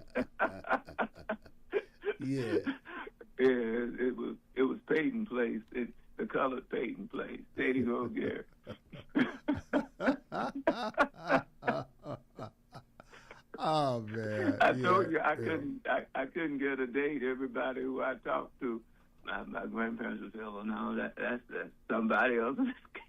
Yeah. That's funny. No, it was not funny. It was frustrating. I bet. Well, the way you tell it, you make it. Yeah, you should have been working on your screen play, your television play. There, it's Shady Grove, SG, Shady Grove. And funny things happen in the shade. Yeah, in the grove too. In the grove, baby. In the grove. Yeah, come in the grove to get into the groove. You got to have the grove to get into the groove. Hey, look, you got a caller here. Okay. Well, there are a number of things to talk about, but we'll go to the callers. Well, and hear from them. Yeah. Okay. Hey. I have fun. I have fun at KCOH. Look here, man. I mean, I'm flabbergasted. But guess what? I'm excited because I got another chance. I'm counting my best. I can talk to the top job. What radio should be, as John Sam would say. But hey, I'm grateful for that, man. I mean, God have blessed me to talk to a great, renowned person, and W. Leo Daniels. He sung a song a long time ago. And he said, "Praise the Lord, take my hand, cause I don't want to fall." But in reality, that I didn't know sometimes from morning from day. But I go back on those days, and that I can hear some great preaching, rather what I'm hearing today. Because in reality, Top Job, I think I always thank God that I can hear from a great person in radio. Hey, let me ask you one. Did you give Yvonne a hug this morning? Man, I give Yvonne hugs all the time. Don't forget, I had a lot of bad relationships and a bad marriage before I met Yvonne. And Yvonne is the love of my life. God blessed me with a woman who I love and who loves me. I didn't have that before. And so she is my treasure. And in fact, she's one of the reasons we're not going to Shady Grove, Gary, because, of her health issues and mine too. In fact, I was going to ask you all today, at 74, should I be, they're asking me again about a kidney transplant. And after my sister had one and died, I'm not too big on them. But they've offered me one, and considering that Yvonne is sick, and Alessandra is trying to continuing her efforts to establish herself as a force in the corporate world, I just don't think it would be fair to her for her to conceive my the only child that I have a relationship with. I only have two, but the other has Down, so she couldn't be of any help to us. Would it be, fair for me to try to have a kidney transplant at 74 years old with a disabled wife and a child who is trying to establish herself? And I'm leaning not doing it. That's the thing that's been on my mind mostly the last few weeks. Should I do that? And Bernadine's death, my sister who had the transplant, that hasn't really motivated me a great deal either. And I'm thinking about just living it out on the what's that machine? What's the dialysis. It's dialysis. That's what they do. Living out on the dialysis machine. Yeah, but look here, Top Job. Look here. I mean, you. I understand that in life you took your vows very, very seriously, and I respect you for that. 50-some years, that's a long time. But they're not living marriages like this that they did back in the day. I know you're a reverend, a preacher, and all that good stuff in life, and I want to tell you that I appreciate you, Rev. Well, I thought I had a call at one time, but that didn't work. I don't know. When it comes to religion, there are so many of them, and we are so divided on it. And then when you start looking at the core of what goes on sometimes, I just didn't feel that was for me. Because I don't want to hurt him. I got kicked out of the church once, you know. So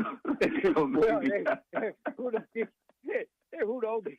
But everybody don't have the blame system. But I just want to honor you and thank you for the vows you made with your wife. I lost mine 20 years ago, and guess what? I haven't found nobody like her. But in reality, I don't know who failed, me or God. But you have something to be appreciative about, okay? Yeah. Oh no, I'm very appreciative, and that's one of the reasons we're not going to Shady Grove.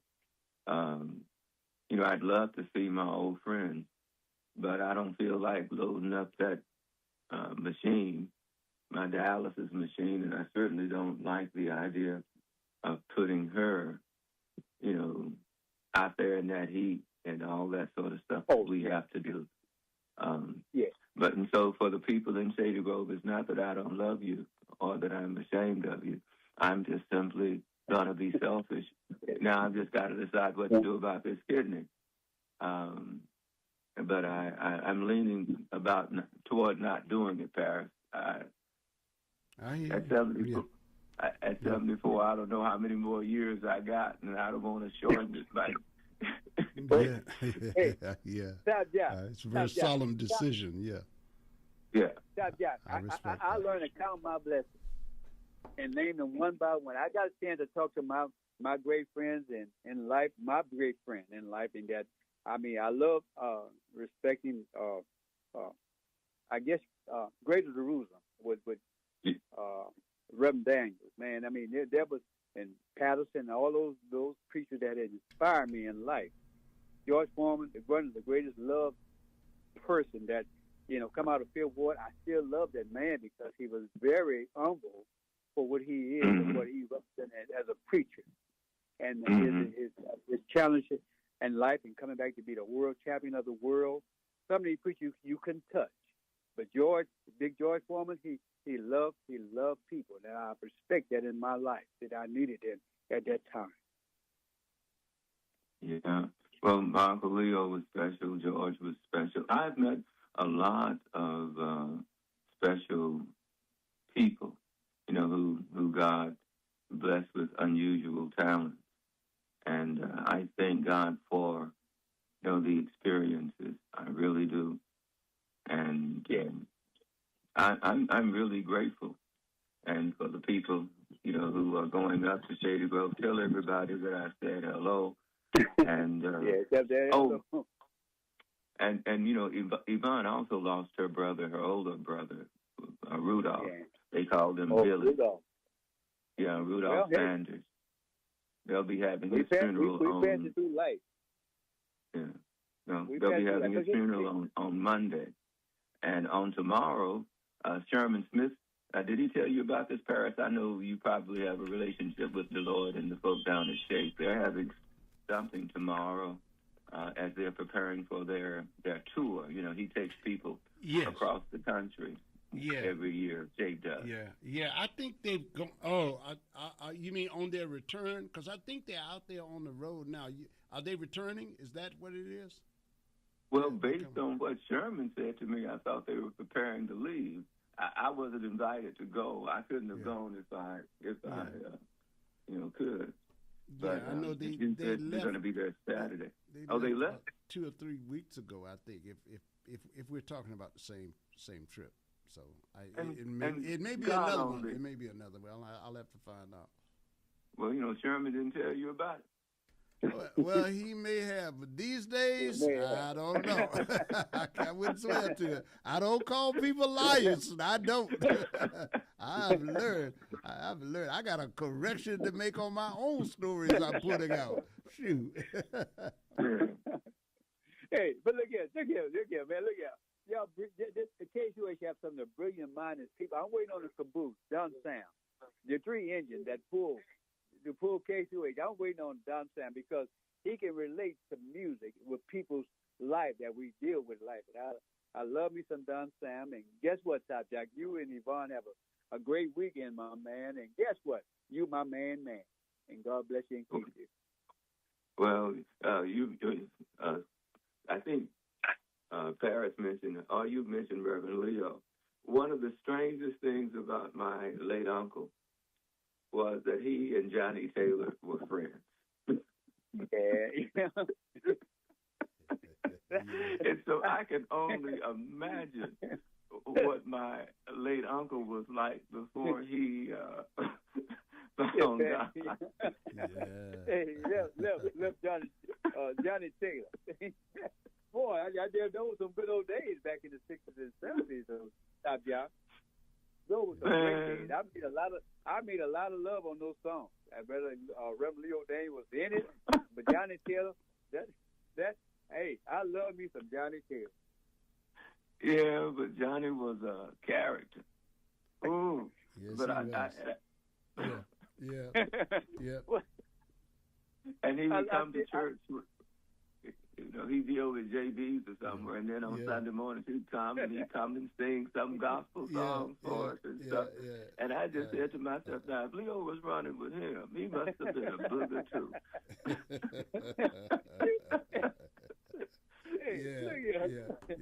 Look here. Boy, look, you can't be happy. I'm flabbergasted for this, but just to let me know, man, I just wish I could have done it all over again, but it is gone. But I thank God for letting me to live this long to talk about the past. Yeah, and I'm grateful too. I just don't have any Paris Eley stories to tell. It's okay.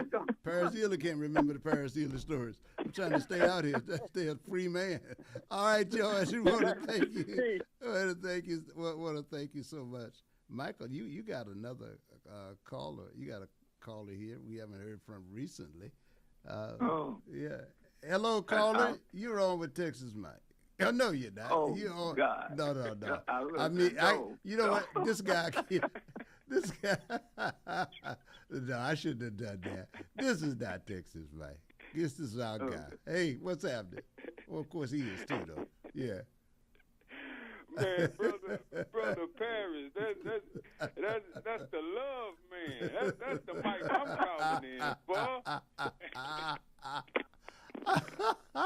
Oh man, go ahead. Hey, little Rick, what's going on, bro? Oh man, I tune in. I say, man, I've been hearing Paris and Mike voice together right before Ralph, and I keep missing y'all. I say, nah, I'm not gonna miss them today. I'm glad. What's up with it, Mike? Oh man, what's up, Dad? Hey man, it's another beautiful day, another beautiful Friday, man. Everybody is alive, listening. Hey, man, it's just one more day, another chapter of this thing called life, man, and I'm loving it. I'm grateful, and it's good to hear both of you guys' voice at the same time. And, hey, man, you know, I had a question for y'all, man. I didn't know I was going to ask this question until right before I called. I say, let me get these guys' perspective on this. So, you know, in light of past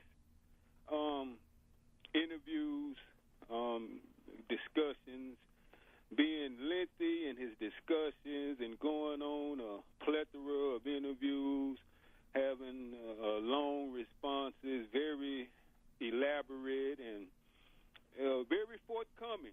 I mean, as much as possible. I mean, availability was extreme at this time. Very, very welcoming. But now, 2026, Yes, I'm talking about this guy, Dr. Freud. You know, I've been calling him Freud since day one. In light of this Senate hearing, him invoking the Fifth Amendment one over 100 times, refusing to answer even questions like what color tie you have on, what color is the carpet you're sitting in front of. What's y'all take on this man being so hush-mouth now when things are getting a little bubbly, when back in 2020 he was the man. He was the spokesman. I hate to tell you this. I don't know who you're talking about. You're talking about Dr. Fauci. He's talking about Anthony Fauci. Dr. Fauci. Oh, okay. What about Dr. Fauci? He just recently, Mike, was held in court, you know, at a Senate hearing. Oh. It was like a hearing where, you know, they want to ask him some questions. And he invoked that Fifth Amendment over 100 times and wouldn't even answer simple questions like what color tie you have on. So I'm asking you two guys, what's y'all take on him pumping his brakes so severely now, when back in 2020 we couldn't see him off of television explaining how these shots were for the benefit of you. And sadly, so many people, some died, some developed lingering internal health ailments that they recovered from, and some of them still suffering from them as we speak right now. So this guy just completely shuts down now, and I'm saying, what's y'all take on him being so hush-hush now? Well, you wouldn't be trying to cover your behind. I got a slightly different take, so I just wanted to hear Mike. But I can be brief with mine. It was a sham, and he didn't answer the questions because he's already done the work. He's been before, that man has testified before hundreds of hearings, never had a problem until this time, because the guy who called the hearing this time made it specifically clear that his objective was to put Fauci in jail. And Fauci doesn't deserve the opprobrium that he got, the vitriol that he got from people who had no background in the science, from people who said, "Oh, I had a small business, I lost it, and so I want to know what the F gives you the right." This is performative stuff that we saw. This man he was given the presidential medal by Donald Trump because of the work that he did. Warp speed would not have existed, one of Donald Trump's crowning achievements, but he's afraid to even say that it was his crowning achievement, because the first time he did, the MAGA programmers came, the anti-vax people came after him, and he never said it again. So Fauci has credentials in health, over 54 years. He fought AIDS in this country. So he has an esteemed medical background. What is embarrassing about this is not a single Democrat mentioned anything other than a diary. That's what they pulled out for proof. And then in that diary, they saw where Fauci bragged about meeting, what's her name, Kim Kardashian. I mean, stuff that doesn't even rise up to the level of provable culpability. They didn't talk about science. They talked about it, and some of those questions about the Wuhan lab, Fauci answered those early on, and he was the driving force behind this. So what they didn't talk about was Donald Trump hiding the effects of COVID from the American public, and he admitted to that in his book. So it was a sham, it was performative, and I don't fault Fauci. Why would a man go there and testify for somebody who's trying to find something to pin on him? It was a fishing expedition. It's like having the policeman who follows your car and looking for a broken tail light, and that's what that was. He wanted He wanted Fauci. Let them make their own case. I'm with Fauci. You got a case to make it. But don't expect to drag me in here. The Constitution says I don't have to make your case for you. I look at that just like I would a smart person, even if that person were a criminal. And in this case, Fauci is not. So that's my take on it. Man, Brother Paris, a man of his stature, of his credentials, with such lofty accolades and degrees and experience, he should be glad to answer simple questions like what color tie you have. Yeah, but that doesn't have anything that only proves that they ask him, well, you know, so he answers the question.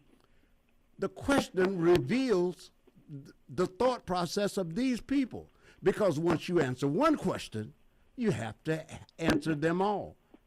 That's the predicate for perjury. You got to say, this person lied about that, and then that's the way you can get to ask another question. And I think his very expensive lawyers are smart enough to know that. They saw. I mean, the Republicans said that they were out to get this man. That's what that hearing was about. And some of those questions he has answered in other places and other times, and stood before those cameras and sat before those committees, and he has answered those questions. So his lawyers are saying, okay, you got a case to make, you make it. We ain't making it for you. Well, Paris, one thing that you have shown me, you must watch a lot of television. Yeah, and read the backgrounds, and I've been following this. Doesn't make me right on everything, however.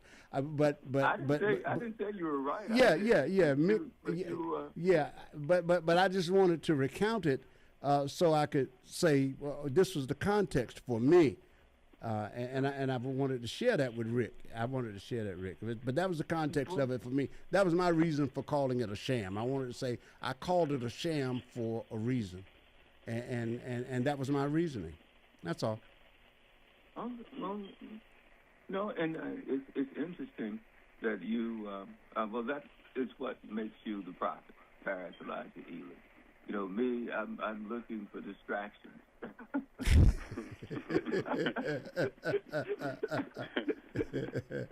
Yeah.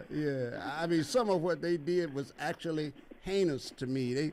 They talked about this man and giving money away to Africans and that kind of thing. I mean, you know what? It's like they wouldn't care if the continent were raced out. But this man had PEPFAR. He gave programs that helped get food food and medical care to people in these African countries, and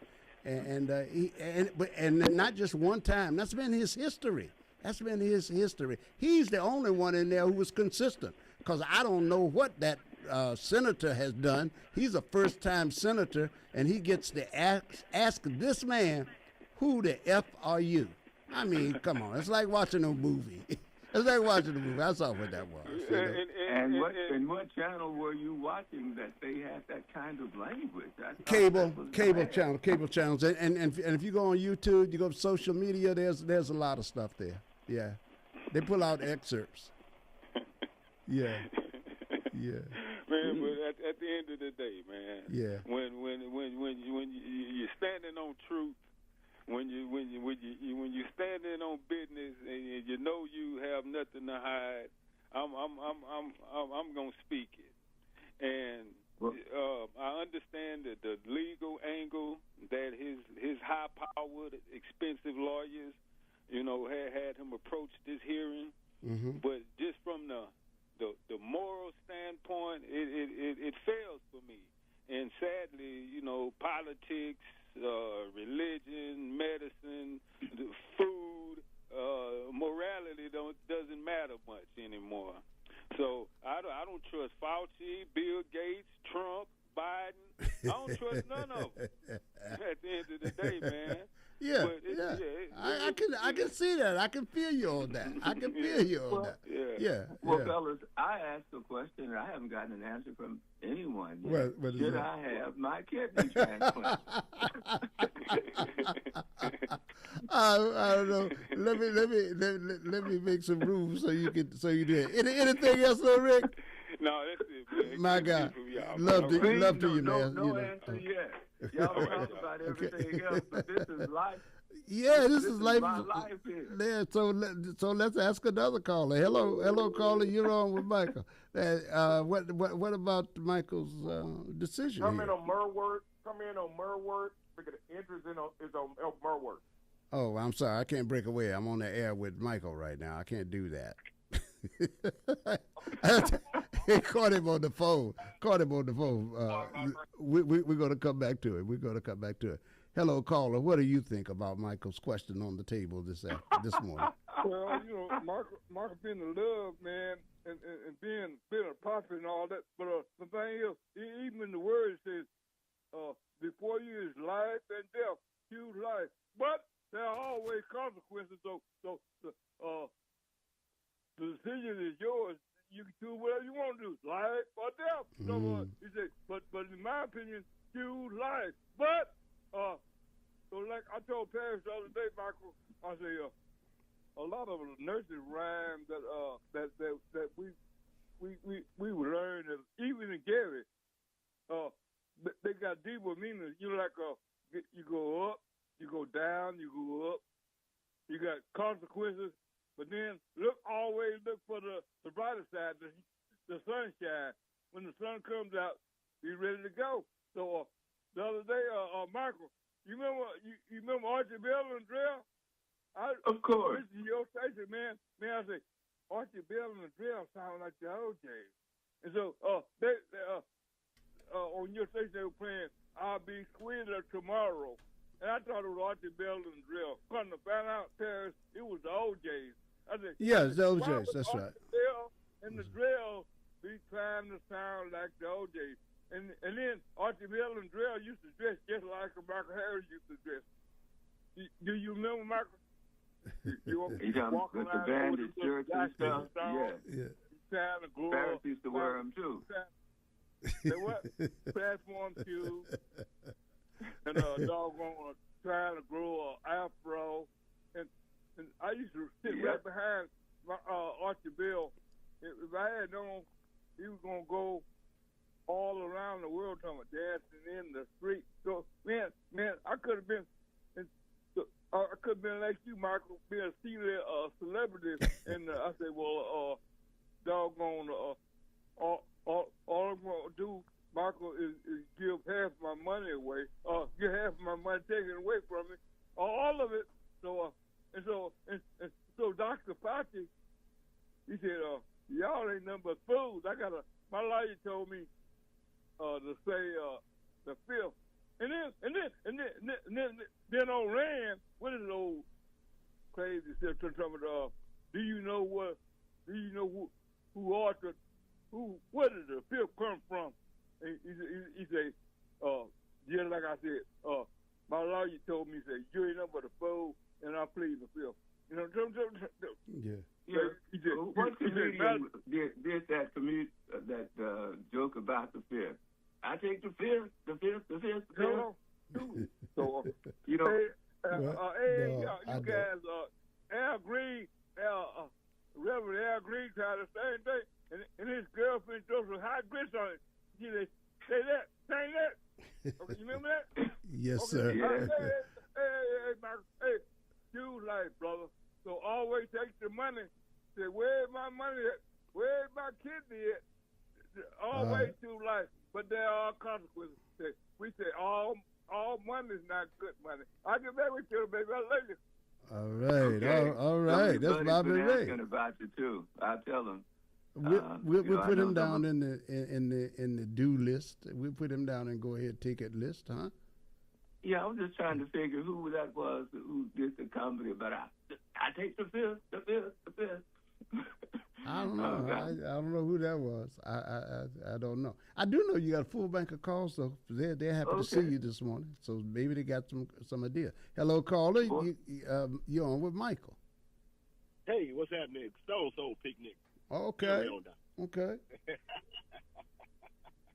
Hey guys. Hey, I just wanted to kind of piggyback on that COVID call, and I just looked it up. From 2019 when COVID started, and of course it got full blown in 2020, all the way up to I think 2021. We had in the world 6.8 million people died from COVID. And remember, in COVID, it was really hit hard in Europe. I think it was Italy where it hit really, really hard. They had to shut down pretty much. Remember back in the day when that COVID hit in Italy, and they didn't have any type of medical type of follow-up with people, because Italy was one of the hardest hit countries with COVID, of course, and then it began to spread around the world. But then they had the vaccine. And my thing is you're gonna wait till 2026 to bring a man and try to ask him about want to put him in Congress and to ask questions about COVID in 2026. When you had the vaccine that has saved people, but we all had vaccines that saved people. You had some vaccines that didn't help people at all. That's pretty much the whole spectrum of vaccines. Some are going to help, depends on your underlying condition, what's going to help you and what's not going to help you. But my thing is, there was a whole lot of other things that they could be talking about. One thing, the Epstein files, instead of bringing Dr. Fauci in, why? There's nowhere in the world why Todd Branch, whatever his name should be Attorney General. He works for Trump. He worked for Trump on all his cases. That is Trump's personal lawyer, and he definitely has skin in the game. And of course, he's getting his time there. He's being paid by Trump. So there's no way in the world that this guy should get any confirmation as Attorney General. Okay, Michael? Well, Trump has always done the unusual. I don't know what he has on these folks, but he has something because they are letting him do his thing. Oh, and well, yes, he put money in their pocket. Number one, he made the statement when he was his second term that he was going to make everybody rich. That everybody was the people in his circle, the people that the Heritage Foundation and all those people that's been around him. Those are the people getting rich, the billionaires, and those type of people. All right. And you can see it's evident from where we're living today. And they say the middle class is suffering now, and that's absolutely true. Okay, caller. Thank you. Let me see what Michael has to say. Michael? Oh, no. Anything else? I'm listening. Okay, all right. It's for me, listening is also good because you get a chance to, think about things that you don't necessarily think about. Donald Trump is not on my mind a great deal. Okay, let's see what the other callers say. Hello, caller, you're on. Michael, big brother, what's going on this Friday? Chicken feed, and I'm out there scratching in the grass trying to get some. You got it all, Michael. Hey, Michael, look about the kidney thing. Just think about it like this, Michael. You getting your transplant. Just think about it like this. You be helpful to Yvonne and Alexandra if you're healthy. Then, you're not. So, that new kidney probably keep you around a little bit longer. It didn't keep my sister around. Yeah, but I don't know what the situation was with that. But I'm just saying. But Michael, what I want to call about is something Bo said, and I just want to get your opinion on it because Bo said something magical that I've been saying about black folks when it comes down to participating in the political process now. And man, God, dog, and it was so true what he said. But I've been saying the same thing that black people need to get into the game of the new way of politics now. The new way of politics now is super PACs and people paying. to get their influence and buying politicians to vote for what they need. And I'm trying to figure out, Michael, why is it that NAACP and all these other black organizations, they get together and form the super PAC? All they have to do, Michael, is do just like politicians do with black Americans. Can you imagine if every black person would send the NAACP or let them form together $10 a month? How much money we would have as a super PAC to get our point across? Because we late to the party because now it's like now we sound like the needy girlfriend. We need this, we need that, we need this, we need that, but ain't giving nothing. You get what I'm saying? By not giving anything. but that's the thing, Michael, look, that super PAC, the APAC, you better best believe the ADF and all the Zionist groups are formed in that super PAC that links up to Israel. I will not call them the J word because the simple fact that Jesus was called the King of the Jews and he's black. But that's another that's another story, Michael. But the thing is, all right, go ahead.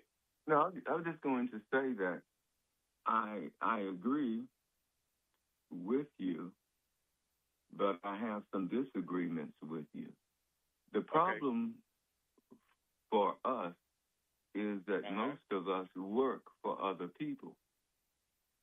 Most of us do not work for black people. And even the black people who have money, this country has shown an amazing ability to take that money from them. Yeah. And we don't have the same freedoms that Caucasians have in this country. In fact, nobody except Caucasians have that, I guess you could say, almost untouchable status. Any other ethnic minorities, have to play by their games because they set the rules.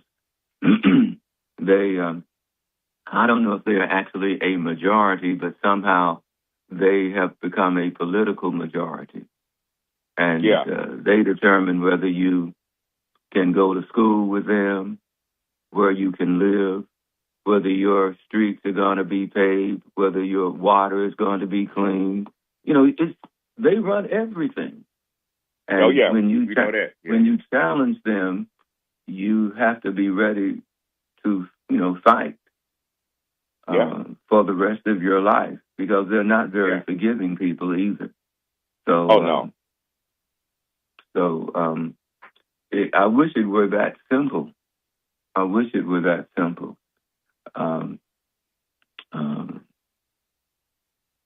Okay, babe. So I guess I'm a little perplexed by, I don't understand them. I really don't. They say they're one nation under God, indivisible, with liberty and justice for all. But I guess it depends on how you define liberty, how you define justice, and who do you consider all. You didn't say all people. They just said all. Maybe they were saying all who think like I do and look like I do, because we don't all have it. And when you're facing, it's like the Democrats and the Republicans. Democrats are still a majority of Caucasians. Republicans are still a majority of Caucasians. And so either way it goes, the Caucasians are they are going to win because they have the benefit of whiteness in both parties. And basically white control in both parties, because the whites who are Democrats are still white. They are going to benefit from white supremacy. And so if if they lose, they still have their whiteness. We're still ethnic minorities. And they're going to be elevated over us no matter what. So I don't know if it's a winnable situation when we have a society that is, so race-based. Yeah. Well, I'm about to get off because Duty calls me at work and you get my phone. So, all right, my brother. Well, all right. Keep us safe. Keep us safe. All right. Okay. Michael. Hey. Michael? Yes, sir. Williams. Michael, I get the message. With you and your listeners, Michael. What's going on, Henry? Michael? And then you got Henry. You got Henry on the line. Who's that talking to Henry? Yeah, who's that? Okay. I say you got Henry on the line. Every line is. How many lines we got? Get him. Put them all on. Put them all on. Put them all on, Paris. Michael, you got to work extra today. Yes, sir, Mr. Cooper. Well, I don't like the way you say that. Put a little energy behind it. Yes, sir, Mr. Yes, sir, Mr. Cooper. Yeah, that's what I'm doing. I like that, yes, sir. Yes, sir. Yes, sir. Yeah, so you got some people. I'm going to get off right. You got back. How many, Paris, we going to give them all 5 of them or what? Yeah, we're going to give as many as we can. Yeah. It's Friday because I'm going to be like Tony Romo in a minute. I'm going driving. Yeah. They replaced him with J.J. Watt. Really? White folks don't mess around, Michael. They put him on a leave. He's on leave, and J.J. Watt is replacing him. Yeah. Right now. Oh. Yeah, he's on leave. So he's got a, and he's going to a couple of friends of mine for counseling. Mr. Baseball, James Montgomery. Yeah. Jimmy Montgomery is going to be counseling Tony Romo, and Isaac Hogan, Cowboy fan. They will be. They volunteered to look out for Tony. let you get there. Yeah, I'm serious, Michael. We got at least 3 people here waiting for you. Go ahead. Yeah. Go ahead. Okay. All right. Hey, caller, you're on with my guy. You're on with Michael Lawrence. Michael Lawrence. Yeah. You and Mr. Harris there. I mean, Mr. Paris. Harris and Paris. Harris. Yeah. Don't be a coop in the background. Yeah. This cup of coffee, Mike. Listen, I'm always reminded of Malcolm on. When I hear conversations, when I hear his voice. In a whole lot of conversations, right? Mm-hmm. And I'm hearing his voice when people talk about alliances, right? Mm-hmm. And trying to have some benefit from an alliance. And I'm reminded what Malcolm said about interest, though. Once you get past the characteristics of a person, you say, well, do we have interest in common? Okay, can we pursue our interests that we have in common? And I agree with that, especially when it comes to politics. That Malcolm said there's no permanent friends in politics, and the only thing we have is permanent interest. Mm-hmm. So when I hear conversations about Dr. Fauci, I won't call the guy a war criminal. I don't have information on it, right? But I am concerned, though, when he had to have a pardon from President Biden going out the door. And if we ask ourselves about the history of the medical profession, I think most people don't have confidence from the past. And even when I talk to people today about their experience when they go to see doctors, people are paying good money, hard-earned money, to go in and get medical treatment and experience from these people. And you have people still complaining about what they receive from the medical profession. So I don't understand your Paris. I don't understand your defense. Get to me Monday, and I'll be glad to explain it to you. But let me do it the simplest way. Wait a minute. Let me do it the simplest way for you. Since you said you don't understand it, do you understand the Fifth Amendment? Forget all about what Dr. D did, what he did. Do you understand the setting he was in? It was a hearing. The Fifth Amendment of the U.S. Constitution says you do not have to incriminate yourself. The Fifth Amendment is formerly called the right against self-incrimination. You guys go off on all these other things sometimes. Listen, what's his name? Donald Trump introduced it. How many times did he do it? Was it 140 something? 440 times. He pleaded the fifth. Now, what does that have to do? What does that have to do with anything? Because if you got that standard for the people who called this hearing, if taking the fifth is the standard for being there, then Donald Trump shouldn't be there. The man, what he did was legal. And you know why it's legal? Because the government says no. As the government, if you bring a charge against somebody, they don't have to help you make a case. And when somebody asked this man about a green tie, thank God he was smart enough to know that if he answered that question, then he'd have to answer another question. You can break that wall by asking a question. That's why you think he answered such innocuous questions. No, the man was very smart. The man exercised the Fifth Amendment, and you come with well, see, when Dr. Fauci will have to answer to the medical profession if he did that. But you know something? Even being Dr. Fauci, let me tell you who he was not. He was not the president. The president could have shut Fauci down just like he sets generals down. He shuts them down when you don't agree with him. COVID could have been solved if Fauci was the problem. Then the president of the United States had the right to say, we ain't doing any of what you're talking about. Okay? Yeah, well, my response to you, Paris, I'm not convinced. It doesn't matter, though. Then I'm wasting Michael Harris's time talking to you. Call me on Monday when we can do it on our time. It doesn't matter that you are not convinced. I just read to you what the law says, and you're telling me you're not convinced, and you want that to be the basis of an argument. That means then I'm sitting here using up time arguing with a man who, even when he hears the fact, says, well, damn, that doesn't make any sense to me. So I'll talk with you later about that. I'm saying your argument is not convincing. I don't care. I'm telling you what the law says, because you obviously don't even understand what I'm arguing. Yeah, no.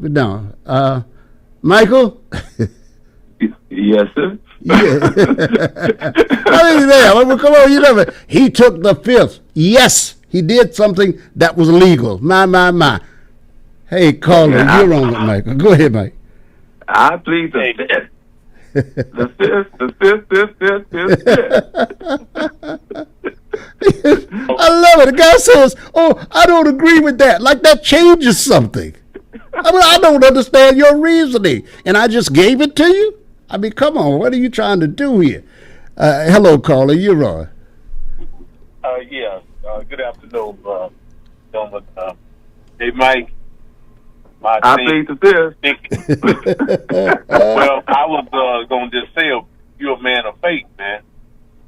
You know, whatever you feel about what you should do and shouldn't do, go with your faith, man, what you believe. So, okay. Well, my faith tells me, well, it's not all about faith. It's about practicality. You know, my wife is disabled, and my daughter is, trying to build a career for herself. She knows that we're getting old, and at some point she may even have to, be our caretakers to a degree. I hope not, because she'll probably... That's your youngest daughter, right? Huh? That's your youngest daughter, right? Yeah, I really only have... Yeah, the other one is incapable of being of any help to us. She's disabled herself. But she would have to take on the responsibility of two disabled people if I were to be down, and that would be totally unfair to her, because she's in the prime of her life, trying to get her life together, and she doesn't need two dependents. And that kidney cancer, that transfer, what do you call it? Kidney transplant. Transplant. That transplant can keep you down for a while. And I told you my sister died right after her transplant, and so I'm not really big on it. Mike, I understand. Because I worked in the medical transportation field, and I've met people and seen people and talked to people, and it's tough enough when you just come off the machine. You got to recover from that, and that takes a day or two, and then the next day next day and a half, you got to be right back on it. So, what I'm understanding about you do yours at home. So, you got about 6 to 8 hours, right? Yep, 6. So you already know what you're going through, and it's a 50-50. Once you sign the papers, Mike, it's 50-50. You understand that. Yeah, well, I haven't signed any papers, and I'm leaning against not doing it. I'd rather. I don't like to put, what do you call it, additional pressure on people. My wife, I'm her caregiver. Yes, sir. And I have to take care of myself. It's something that I'm capable of doing. I just don't feel like it would be fair to me or to either of them to put that pressure on my daughter. Her helping me look after her mother, takes enough of her time, and to take the time to look after me. And, the insurance doesn't cover stuff like that well. That's true. So I'd rather take care of my wife and have her be okay. And if I ever get to a point where the peritoneal dialysis no longer works, then maybe we could try something else, or I will be out of here. But I don't want to be a burden to anybody. Yes, sir. Hey, Mike, you pretty much answered your own question, man. Yep. Okay, caller. Want to thank you. One other thing, just I had COVID. I almost died. Mm-hmm. And after I got over COVID, I had 3 shots, Moderna shots. And every time I felt like something was trying to force, like something was trying to come back on me, I didn't stick no more. So, right now I'm on 5 medications. I go to the doctor, and I'm up in age too. So, yeah. Other people might think it's nothing, but you got your health and your well-being, and you do what you're supposed to do to try to keep living, man. All right. Yeah. So. All right. All right. Thank That's you. all I got. Thank you. Appreciate it. Hello, caller. You're on with the top jock. Hey, Legend, and my uncle, Uncle P. Mike. When making such a life-changing decision like that, such as taking on a kidney, there are great risks involved. I say start with the end game, kind of like what you're doing right now. I mean, how has, if you look at it, ask yourself the question, how will this kidney change my life? Put your inner self in the place as if you already are living with that kidney.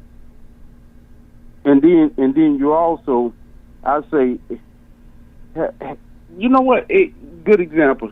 Have you ever seen that movie, the end of that movie called Green Mile? The Green Mile. Was that the one with the black guy? Yeah, that was the one. Yeah. And that character outlived his loved one, even his beloved. And then you think about that. And then one of the questions that lady had asked me, say, did not the coffee that just went off, but that character name was Coffee. And then she had asked him, she said, did he and infect you with life. See, that kidney could infect you with longer life, or it will not. So that's a heck of a dilemma, dear brother. So I say, look at the end game. How do I see myself existing with this kidney already inside of me? And I think with what you just said, just the last caller, oh man, yeah, I really think you really are answering your own question. No, I'm leaning against it. Yeah. Again, like I said, my sister has the kidney problem too, and she chose to have the transplant, and it was very problematic. Then when we thought that it was solved and everything was going well, she died. Yes. And I really don't want to do that to myself. But to see her go through all of that, the surgeries, etc., and then when she's getting ready, I guess you could say, to do the holy dance, because, right, then all of a sudden she just dies. It doesn't motivate me to want to do it. Well, you know what? Let me ask you a question, then. When she got it, and I know this is going to probably be hard to even answer, but when she got the transplant, did she change her lifestyle, the way she ate, diet wise? Did she really change within? No, that I would not know. Yeah. That's why I say it's going to be probably something hard. And did she ever change her diet? Because, if you're going to go through something like that, you're going to have to make drastic changes right then and there. There's no cutting the corners.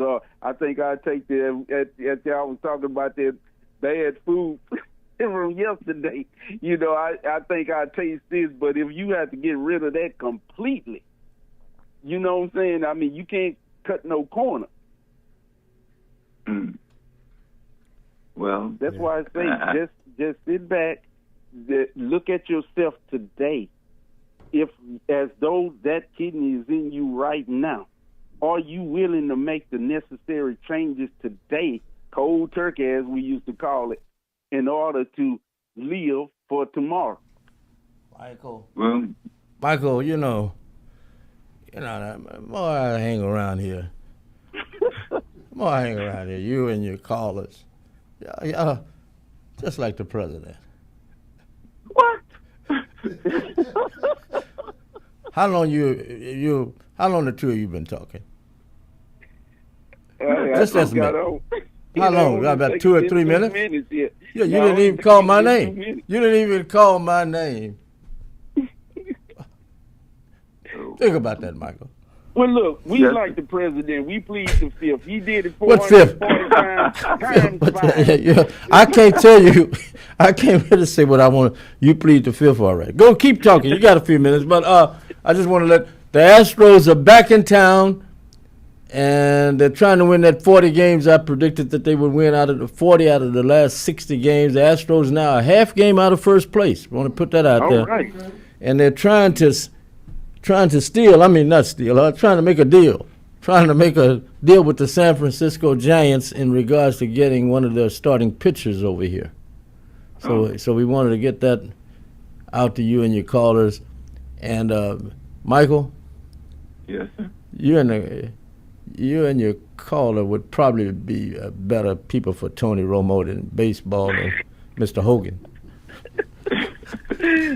You understand what I'm talking about? Yes. But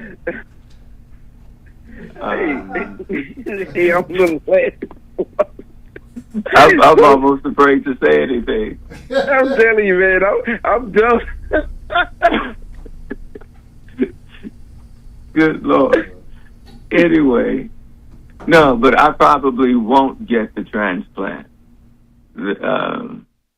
I'm supposed to go out there. Is that tonight or tomorrow night? Oh, it's Friday, and start the process. But I think I'm going to tell them no, because I can't do that to my wife. She's already, I'm her caregiver, and who do I depend on? I can't put that pressure on my daughter for her to have to be looking, after two sick parents, two parents who can't care for themselves. That would be unfair. And I'll just live it out. Heck, I might outlive all y'all Negroes. That's what I'm saying, that's true. Man. See, that's exactly. That's it. That's it. Yeah, I don't try to advise on life and death situations because you'll never know what that is. Yeah. Michael, and to the preachers out there, there's nothing wrong with. We're living in some bad times. Yeah. If a sinner like me can come here and say, we're living in some bad times. But, I mean, what? Wars and talks of wars? Wars and rumors of war. Rumors of war. Yeah. Minister Farrakhan talks about it and how upset Jesus is. But people don't seem to be upset with Jesus anymore. Think about it. Jesus be riding around in a Bentley. All right. Well, I don't think you can walk around on a horse. Well, I'm just asking. How would Jesus get around today? In a Bentley? Well, not on a Ford, horse. I can tell you that much. A Lincoln? You drive a car. You think Jesus would be walking? Wait a minute now. What? Oh, heck yeah. Why would Jesus be walking in a car now? No, you be riding in a car. Why would Jesus be in a car? You put that in the miracle book. Yeah, put that in the miracle section. But why would Jesus be? I'm trying to figure it out now. Why would Jesus be in a car? Well, because it's modern times. If he was doing that, if the car was around during his time, he would have rolled in a Bentley instead of on an ass. So then you've answered my question. The fact that the ministers asked for a bunch of money, is right on time with what Jesus would be doing. Yeah, you'd be riding around in a car. I say, but with Jesus, but right now they ask for money. They've got to set up where you make direct payments now. They take the money directly out of your account and all that kind of stuff. They sure do, don't they? So that should be all right. If Jesus would be in a vehicle, Paris, I mean, you're an intellectual. If Jesus is riding in a vehicle in 2026, there's nothing wrong with a minister saying, hey, y'all, you're not doing right, Brother Ralph. You need to put some more money in here, Brother Ralph. You know what I'm talking about? If you understand what I'm saying. If going by what you just said was Jesus would be in a car. Yeah. So the preachers be flying in an airplane too. But the preacher, if a preacher wants a helicopter to get from one point to another, there's nothing wrong with it. If the people that's around him is allowing it, but the people outside, they ain't a lot. They not a lot. They don't care for that. So remember, when God always get after nations, they always punish the nations by what the leaders do. The leaders are supporting it. Then hey, that's him in his leadership. So how would you take it? Jesus was walking. Let's just say Jesus is still walking in 2026. Yeah. And I joined him. Yeah. And you saw me walking with Jesus. Yeah. What was your thought, you and Michael? I would ask y'all, do y'all want to ride? No. and I would need a ride? I would say, well, no, we don't need a ride, brother. And this is Jesus here. We want some money. Bro. We need some money. We want some. Do you have any money in your car? Yeah. Pull your money out. I give you $20, then you get the bus. See, Michael, people don't really want to. Jesus coming back now. Jesus would have a hard time coming back now. Well, they say you see him in that car. You say, "Have mercy on me, Lord. Help get me an application that will be passed." Yes, I'm telling you. Help me fill out. Help me get. I'm praying for this approval. See, so and Jesus comes back now. He's in a car, a vehicle, relatively new, brand new vehicle, and he's got a suite at the gate. Yeah. Suite. Jesus has a suite. Source. Oh God.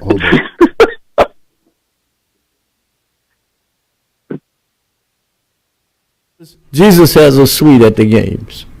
Okay. They're gonna modernize Jesus. You see, this is what I'm saying. They instead of them following the word of Jesus or whatever, they're gonna switch Jesus around. Paris and Michael and Carla. Well, they switch Jesus around. Look, my answer to all of that is simple. Let's wait and see. when he comes back, we'll see what he chooses to do. I can tell you from a past experience. You really don't want to see Jesus right now. Some of you don't really want to see Jesus the way you've been living, and you haven't admitted your sins, and etc. You don't want to see Jesus right now. Well, maybe seeing him would change some stuff for us. But the bottom line is, we all have to be. There are no big me's and little u's. We're all human beings, and we all deserve an equal opportunity to live our best lives. And I hope that Jesus would not come and prostitute religion in order to enrich himself. I hope that our ministers of the gospel aren't prostituting themselves simply to enrich themselves. Following the word, they're following, listening to your caller. They're doing the right thing. They're following Jesus' work. I mean, the people have proven they keep giving. The churches and places are packed. The last time I looked, I saw Joel Osteen on TV. But Ralph, the measure is what the church is doing for its parishioners, for its community. That was my point. For what? It's what they're doing for everyone. I would encourage, if you are a member, go to your church and ask them to help you pay your mortgage. Yes. Go ask, I need some help with the light bill. Right. Don't ask for some money for Crown Royal now. Don't go to the go pay for the light bill. Ask for the light bill money. But guess what, Ralph, though? Don't forget, George Bush got them all on that. Because remember that faith initiative? Certain things that they cannot offer you. Because they are, and the government got them because they're 501c3. So some things have to be done under the table. Well, I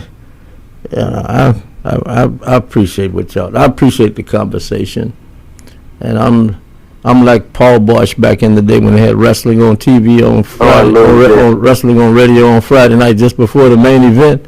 Yeah. Michael wasn't here then. They say, "Ladies and gentlemen, sorry, we got to cut off." We said, "Wait a minute, what about round 3? The deciding round." Catch it next week. Catch it next week. All right. Catch it. Cut them off. Cut them off, Paris. Cut them off, Paris. Let me see you cut them off. Cut them off. Cut them off. Look. You get the last word. Your show. God bless everybody. What was that little kid who said, "God bless everyone"? Tiny Tim. Tiny Tim. Tiny Michael says, "God bless."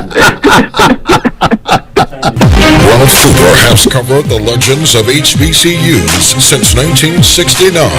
Coaches Eddie Robinson, Jake Gaynor, Marino Cassim, John Merritt, Billy Nix, Alex Gurley, Clifford Paul, Dr. Rod Page. No broadcaster has covered HBCUs longer than Ralph Cooper, Houston's legendary sportscaster on 1230 The Source. For all of your air conditioning and heating needs, call the company Houston and surrounding areas have been trusting for nearly 15 years. Terrell AC and Heating, 832-889-5765. Residential and commercial cooling and